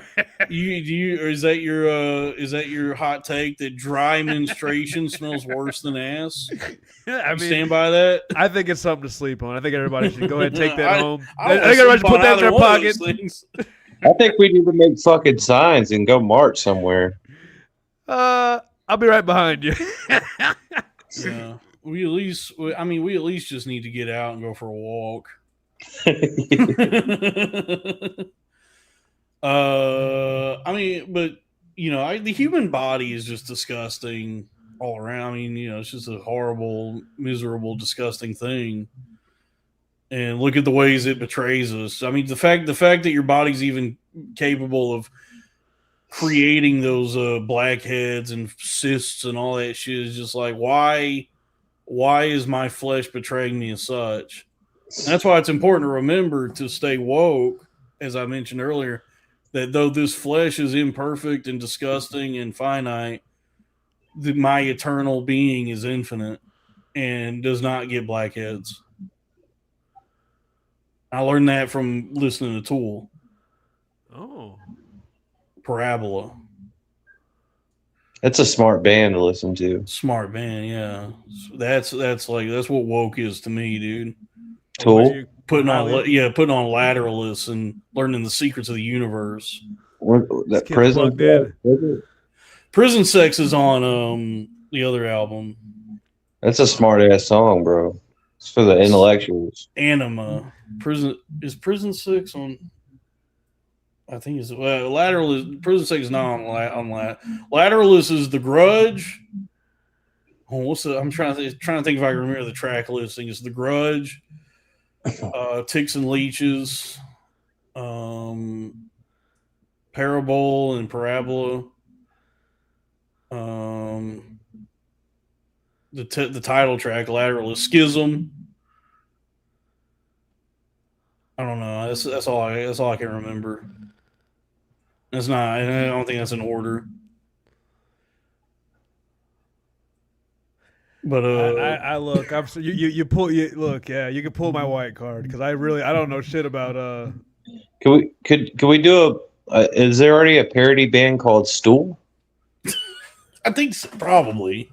Okay. That probably does exist. Yeah, they're the shit, dude. Let me see. Trying to figure something out here. That's all. Yeah. It's brainstorming. I love a good brainstorm. If there's not a parody band, there is a Tool cover band called Stool. So it's not like they do parodies. Are you giving this that much thought? Do what? Are you actually looking this up? I went on YouTube and I typed research. I typed in Stool Tool band, and there does appear to be a band called Stool that is a Tool cover band. They do doo-doo songs? They don't do doo-doo songs. No, that's the Green Day cover band, Dookie. They do Dookie. Tool does doo-doo songs. Like, they got a song called Stink Fist. So is that about it? I think it's about like fist. Yeah, dude. Can we get some? Look, no judgment here, but can we get some general thoughts here on fisting? It's gross. Abomination is the first word that comes to my mind. Yeah, it's abhorrent. It's an aberration. It's an affront unto God. It's not natural, but it's really cool to watch. Whoa! Nah, okay. I'm just playing, dude. No, you're not. It's all right. Nasty. I'm sorry. That was a judgmental reaction of me. I apologize. Nah, that's gross, dude. Because the problem with it is like. All right, Kev, you're getting a little quiet over there. What's going on? I don't want to talk about fisting, man. I want to talk about the mom. I'm just talking about general. Yes. The problem with it is like when I'm thinking of a lady and having sex with her, I'm thinking of like my penis is not as big as my fist. Yeah, exactly. And so like the thought of a woman being penetrated by a fist renders me useless in that scenario. Like, yeah. I don't know. Like, I don't know what I'm going to be able to do here if, like, you're, like, what you're capable of doing is a fist. I think that's a commandment. Thou shalt not fist. I think so. It should be. If it's not, it should be. Yeah, it's the 11th. They need to put that in the schools. That's that's my commandment. Yeah. Yeah. So, no, I think fisting is a bit too extreme. It's like with some people like. It's also against God, so it's like I can't stand by it. Well, first of all, yeah, but then second of all, it's almost like when someone smokes weed and drinks beer or whatever, but then they gotta go to coke, they gotta go to Xanax, they gotta go. It's like, no, bro, just take a tolerance break and weed and beer. I used to do a little, but the little wouldn't do it, so the little got more and more. Sure, yeah, that makes sense. Yeah, that's what. I bet he likes fisting. Axl Rose. You think he likes to fist or be fisted? I just think that's in his porn, like his Google searches. Oh, maybe, yeah. You think all the links are purple? Yeah. Axl He clicked that shit. On Axl Rose's computer, all the links to fisting are purple.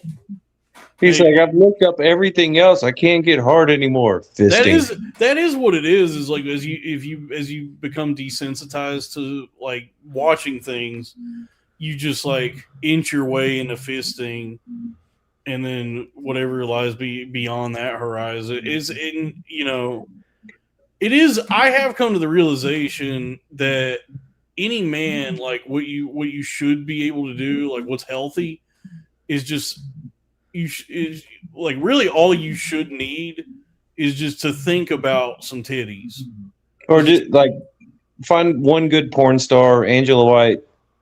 Yeah, Violet that should be Myers. enough. Yeah, treat the one porn star like a girlfriend. Yeah, this is my girl. My girl did a new scene. Yeah, but you should like the healthy thing is like you should be able to just conjure in your mind's eye the vision of some titties, and that should be enough for you as far as like becoming aroused and pleasuring oneself. And then all this other external stimuli has diminishing returns and can be to one's detriment. So, and I guess like ideally you would have like a good enough of a connection with an actual woman that she'll just show you her real titties, and then you get to have sex with her, and then the times you're not having sex with her, you just either think about or look at her titties. it would be nice to be, but the world we live in, the technology has progressed our biology. You know what I mean? Yeah, that's how we should be biologically set up, but just based off of everything, how we're wired, what we're exposed to, you know what I mean? It heightens things, and it fucks things up for people for a lot. It makes things harder to be that way, Sure. What is all that noise? I think I'm echoing on Kev's end. Let me hold on. There is a. Whoa. It's Kevin's. How about now? No, it's nothing. Sorry. Yeah, it's whenever one of us is talking. I turned the volume all the way down. I can barely hear you. I want to say one last thing about fisting. It's just that I think that I get the visceral reaction that I get with watching those pimple videos is like the heart, like the pain that the person receiving might feel. You know what I mean? Let's see if that. Hold on, did that fix the echo? Nope. It's not. All right, I'll get out of here, man. It's good to see y'all. Love you guys. Love you, Kevin. It's good seeing you. Bye. I didn't know. Sorry. I didn't know. No, I would have run him off, but you heard that, didn't you? Yeah, and then I was like talking, and it was like this muffled thing that was coming through. That was like we were listening to echo, but damn.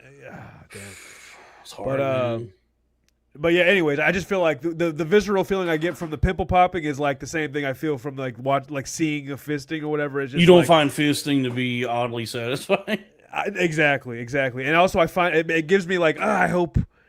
The empath is me is like, oh my god, that must hurt, dude. I went down a dark path with pimple popping during the pandemic, where I'd kind of blown out the receptors in my brain watching pimple popping videos, and in the same way that if you watch too much porn, you end up watching fisting.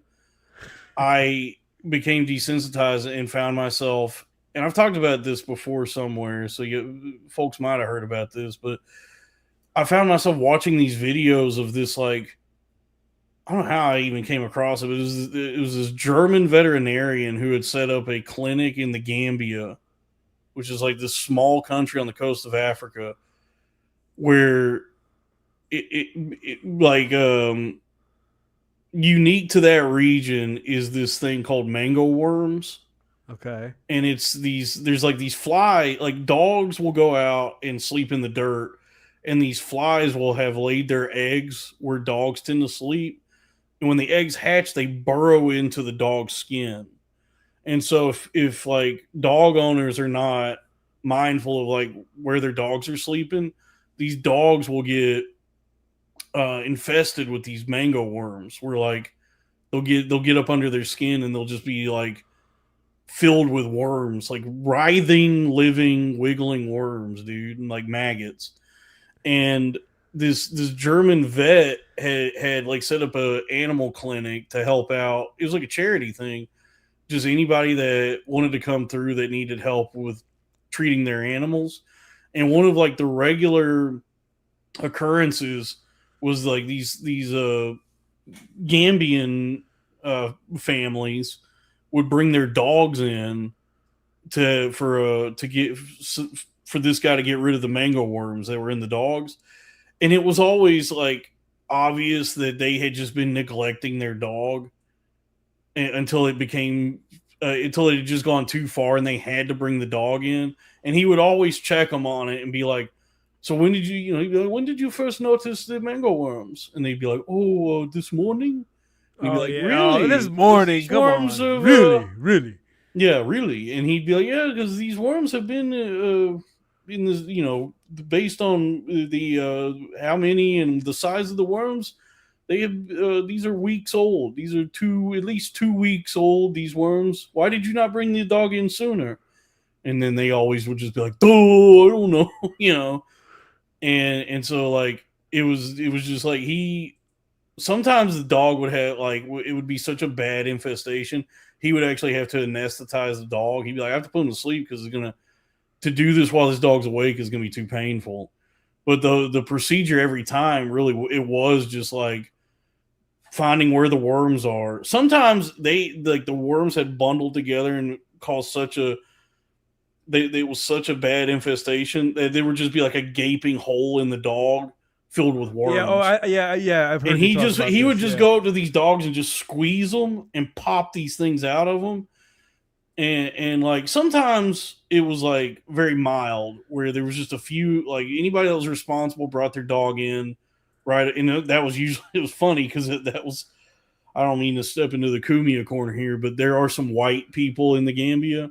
It was usually the white families would be like, oh, my Shih Tzu, and it'd be like one worm, and then like, but native Gambians would bring these German Shepherds in or whatever breed of dog it is, and these things would just be filled up with worms where they couldn't even walk anymore because their feet were just full of worms. And it would be like, he'd be like, well, come back in like 4 hours because that's how long it's going to take.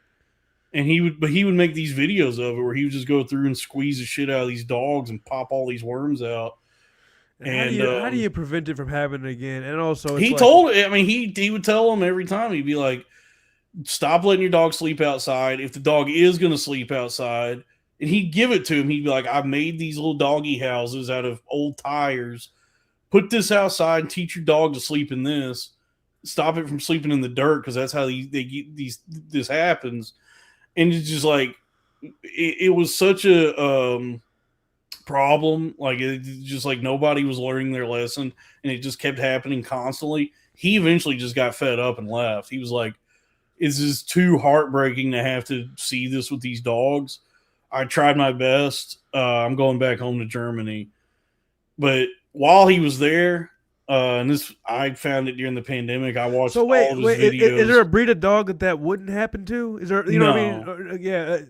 It's just an environmental thing. It's primarily dogs. I think cats are a little more.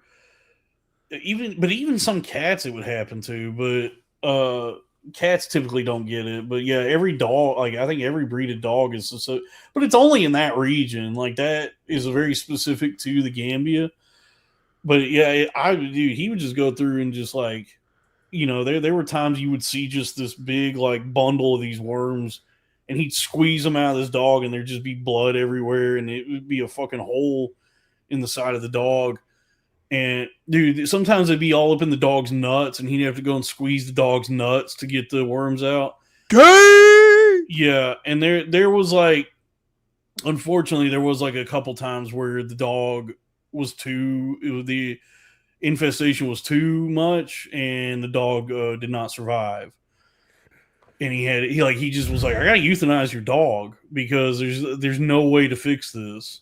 But yeah, so that was kind of like what you were talking about with fisting. That was me with pimple popping, was watching this guy squeeze these dogs. I wouldn't like that either. Yeah, I wouldn't. Yeah. So you know, shout out to I love dogs, and I don't know why I was watching, just putting myself through that. I guess it was just like medically fascinating. I'm not gonna act like I listen to some fucked up shit. Like I'll put on some like detailed horror explanations or crime, horrific crime explanations like that. I'll put that on when I'm trying to fall asleep. I'm like, all right, cool. Then I'll wake up in a dream, just like kind of like a high stress dream for some reason. I'm thinking, you know what I mean? I'm thinking it transfers over, but yeah, like.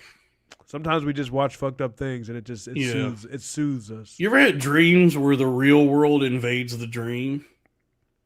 Like I was like this morning, like I was having this really vivid dream that I was just pissing everywhere and everybody was mad at me because I just was like blasting everywhere I went. I was blasting piss all over people and their belongings, and everybody was getting like really mad at me.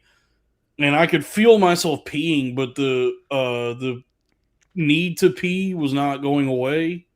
So I'm just pissing and pissing and pissing, but I still feel like I have to pee. And then when I woke up, I really had to pee. And then I went to the bathroom and actually pissed in real life. That's what happens. You know, your body's telling you. Yeah. Yeah. The sensation your body was feeling was informing your dream, I guess. Yeah. Yeah. Or like a couple nights ago, I was having this dream where like, I can't remember exactly what was happening, but my hands were like in a lot of pain. Like they felt like they were either on fire or like really cold. Like it was like I had frostbite or something. And it just like I was having this like really intense dream where I couldn't alleviate this pain in my hands, and they just felt like they were like super super cold to where it's also like they're burning, and it was like really upsetting, and because I'm stuck in this dream and my hands hurt, and then when I finally woke up, turns out I'd been sleeping on my hands, and they just were like really numb and had fallen asleep. And it was like the pins and needles in my hands, and so I just pulled my hands out from under my gut because I sleep on my belly, and so I guess somehow my hands had wound up underneath me, and I was just restricting the blood flow to my hands, and in my dream self was trying to tell me, hey, you're about to do something bad's about to happen to your hands if you don't fix what's happening in real life. Because dude, it was like it took a while for the feeling to come back in my hands after that. Like I must have been on top of them for a long time. Hey, you ever have that? You ever have anything like that? I don't sleep on my stomach. I don't know what I can't do that. Like it fucks with my breathing somehow. Like I'm not able to breathe properly or whatever. So I like to sleep on my side most of the time. So yeah, but no, I don't think I've ever had like my hand fell asleep when I was. Well, I guess yeah. You know what? I'll have my arm in crazy ways sometimes, and I'll wake up and my arm will be like dead, and I'll have to like swing my arm over like yeah. Well, by the way, I got a notification. Thank you, Tiffany, for the Cash App, folks. If you want to send me a Cash App, my Cash App is $DPruitt47. Let's keep the super chats coming. But well, we all know I'm on a weight loss journey, so I gotta, I'm trying to drop some LBs. And one of the big reasons why, is just my overall health, of course, but I just physically cannot sleep on my back these days. It's been that way for a little while now. That just with the size, my current size, my whatever obesity I'm at right now. If I try to like lay down on my back, I just can't breathe. so like, it's not even like I can fall asleep on my back. Like if I lay on my back, I immediately am choking. Like I'm just not able to breathe correctly. So I just have to roll over onto my tummy and sleep that way. But then what can happen sometimes is like either my hand will end up underneath my gut, like I'm laying on top of it, or if I have my arm under the pillow and I'm laying my head on my arm, that'll like cause my hand to fall asleep, like just pressing my head onto my arm. Yeah. And so that was whatever I dream I was having a couple nights ago, where I could feel my hands hurting. It was because in real life, I was cutting off the circulation of my hands, just with the way I was sleeping. So it's like, it's interesting the way in which your subconscious tries to tell you. So when you sleep on your stomach, in danger. Do you have your face in the pillow, or do you have your neck like up like this? Oh, I got my face buried in the pillow, dude, and I wake up with fucking black eyes. You can you breathe? I suppose you can breathe. Yeah, I can breathe. Yeah, okay, all right. But like I just constantly have like these rings around my eyes, like it almost looks like I have black eyes. Oh, you think from like the friction from the pillow? From like pressing my face into the pillow. Oh, okay. And also probably just not getting a good night's sleep because like, I'm not healthy right now. So I wake up all through the night for a number of reasons, and I'm never well rested, and so it's just my eyes look all, I don't know what they look like right now, but I'll be wearing sunglasses all the time just to disguise how shitty I look. Oh, stop! From being fat. Oh God! Don't do that. It does. There are times I wake up in the morning and I'll look in the mirror and it looks like I got punched in the face. Yeah, and I think it's just from like sleeping with my face buried in the pillow. Yeah. Yeah, I cannot sleep like that. You know what I mean? So I can't even relate. Yeah, but, I do wake up. I do end up tossing and turning a lot. I gotta. Hopefully, lately I've been able to like sleep on my back and like sleep for like really deep and stuff. But like if I'm sleeping on my side, like I'm tossing and like I'm switching sides every couple hours, every couple like 45 minutes or something. But it sounds like you get some deep sleep though if you're able to like make your hands fall asleep. So that's good. It's getting better. Like as I've been losing weight. Okay, it's like I can feel some of these issues starting to abate. Somewhat, but I do have to just like, it's a weight loss journey, it's a fitness journey, so I just have to make sure that I continue the journey and actually get back to a size where this is not happening. It's more than doable. Because it's definitely having a bad effect on me. So you got it. I see people in the chat saying I should get a CPAP. When I have health insurance, maybe I'll look into those motherfuckers be expensive, and they ain't even like they don't even work for like it's not even good. I don't want to say it's not good for everybody, but I'm not a doctor, whatever. But I've known a lot of people who have dealt with them, and a lot of people. Some people have liked it, and it's helped them a lot, and some people it wasn't the right fit for them. It's just some people have lose weight. That helps too. But some people, or even that are skinny, have trouble with it too. But and then another thing could be like an underbite, overbite type of situation where you get like the right mouthpiece that'll like set your tongue in the right place so that you get the air goes through and it doesn't block your airways and stuff like that. Yeah. So, there's ways around it, but just depends what your medical. Anyway, I thought that was cool that I had a dream that I was pissing all over everybody. And then when I woke up, it was because I had to pee really bad. Yeah, that's happened to me too before. Oh no, what will happen? What will happen to me is like I'll be in my dream. I'll be like having to go to the bathroom break a little bit, and then every time I go, I never feel satisfied. Like I actually pissed. I mean, like it just keeps happening, and then I wake up. I'm like, oh, that's why I was peeing and not feeling. Yeah, and it's funny. I never actually piss it like in my sleep. I don't pee the bed. Even though in Dreamland, I'm just pissing everywhere. Somehow, my body regulates itself well enough that, I don't actually piss all over my bed. Yeah. So I'm not like that size. I think I started losing weight right before I got to the kind of fat where I started just pissing the bed. I don't know if that's a fat related thing or what. I don't know. Yeah, if it is. I think people that aren't fat do piss their bed too. Yeah. Well, hopefully after I eat enough sausages, I'll get back to a size that I can sleep on my back and I don't wake up with black eyes. Hey, I would be remiss if we didn't at least scratch the surface of the iceberg of what we came here to talk about, folks. It's the question on everybody's minds: what is the Strait of Hormuz? Now, and before we answer that question, and I'm actually just learning that it's spelled Strait and not Straigt. Too late. It's in the thumbnail. It's baked into the thumbnail, bro. No editing. Yeah, it's this guy, everybody in his hometown is fucking gay around him, but he is the one. He's the one straight of Hormuz. Oh, shit, man.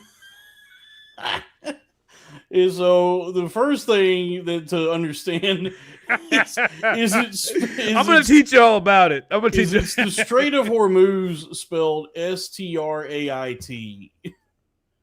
And why is it when I Googled it, but then clicked on the link, it took me to a Yahoo page? I don't understand why that happened also. But anyway. Okay, well, back to yodeling though. Was Yahoo? Oh, is that yodeling? Yeah, is that yodeling? Yeah. Oh. So the first thing to understand about the Strait of Hormuz is it's straight spelled Strait. But then the question is, what is the Strait of Hormuz? But before we ask that question, we need to ask, who is Hormuz? And what's his deal? Because I think even though thank you for the super chat, and I did think of this. Dalton wants to go to the Strait of Hormel. I was considering that, yes. I used to make fun of my ex because she liked the room temperature Hormel meats and stuff. Whoa. She used to like the shelf meats. She used to like that stuff. So I used to call her Hormel Helen. Anyways. That's good. No, it's disgusting. Hormel Helen. Yeah, that's dog food for humans. It really is, man. I don't like the only. I've talked to you about the only Hormel product I really like is the pickled pig's feet. Okay, but then they make other real food, but some of that they make some canned. All that chili and like hot dog sauce and stuff. I've never really liked that stuff. Like if I'm making hot dogs. I don't really do the chili dogs because I just don't like that canned. Like real chili is the shit. You know what I mean? Sure. Like fresh chili is the shit. But who wants to make that when they're just making up some hot dogs? Yeah. You know what I mean? Unless you just had the idea already. You know what I mean? And planned for that. But I think here's what I'm thinking though is like even though no one person can really do anything about what's going on in the world. I think maybe it's good to stay informed and just at least have an understanding of why things are the way they are, at any given moment in time, and what are the, what's going on that's causing things to be the way they be. You know what I mean? Just maintain, staying informed is good. Yeah. And so. The price of gas is going up, price of everything is going up, and we seem to be in an extended conflict with the country of Iran that appears to be revolving around this strait, Strait of Hormuz. And so, what is the Strait of Hormuz? I've always heard that it was a very big point of contention throughout many wars. It's like a very big power like location that they have Yeah, and I can tell you it controls so much commerce. And I can tell you just like off the top, like based on my prior knowledge of this, that the Strait of Hormuz is a waterway between the Persian Gulf and the Gulf of Oman. On the north coast lies Iran, and on the south coast lies the Musandam Peninsula under the Musandam Governorate of Oman, with a portion of the southwest of the peninsula under the United Arab Emirates. The strait is about 104 miles long, with a width varying from about 60 miles to 24 miles. Now, if you want that in metric, that's about 167 kilometers long and 97 kilometers to 39 kilometers wide. It provides the only sea passage from the Persian Gulf to the open ocean and is one of the world's most strategically important choke points.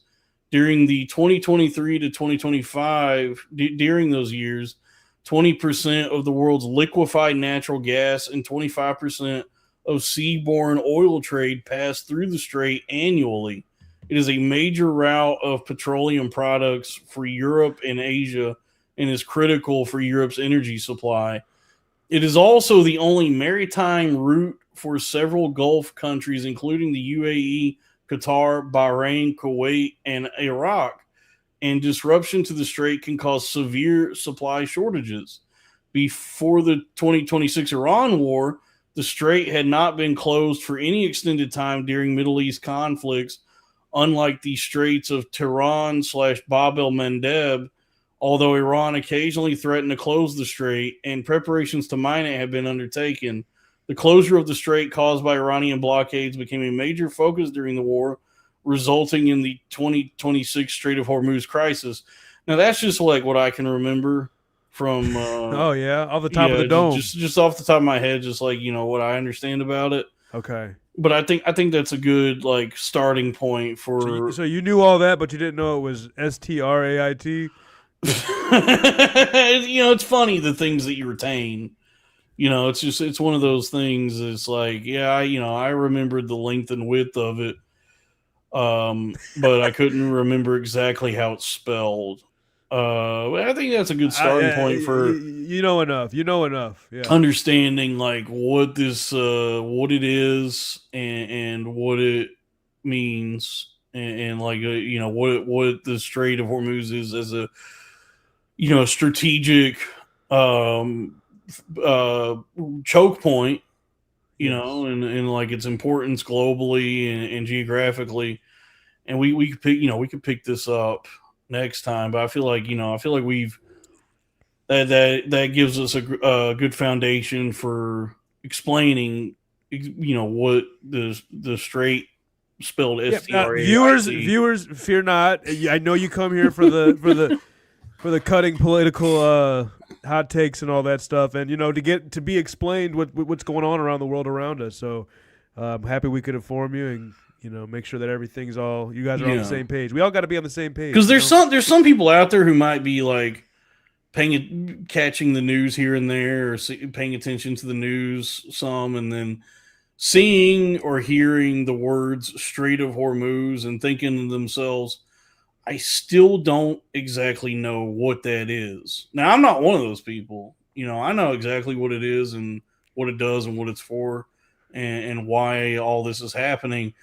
But some people out there might, be hearing about the Strait of Hormuz and have been hearing about it for some time now, who maybe don't exactly even know what it is.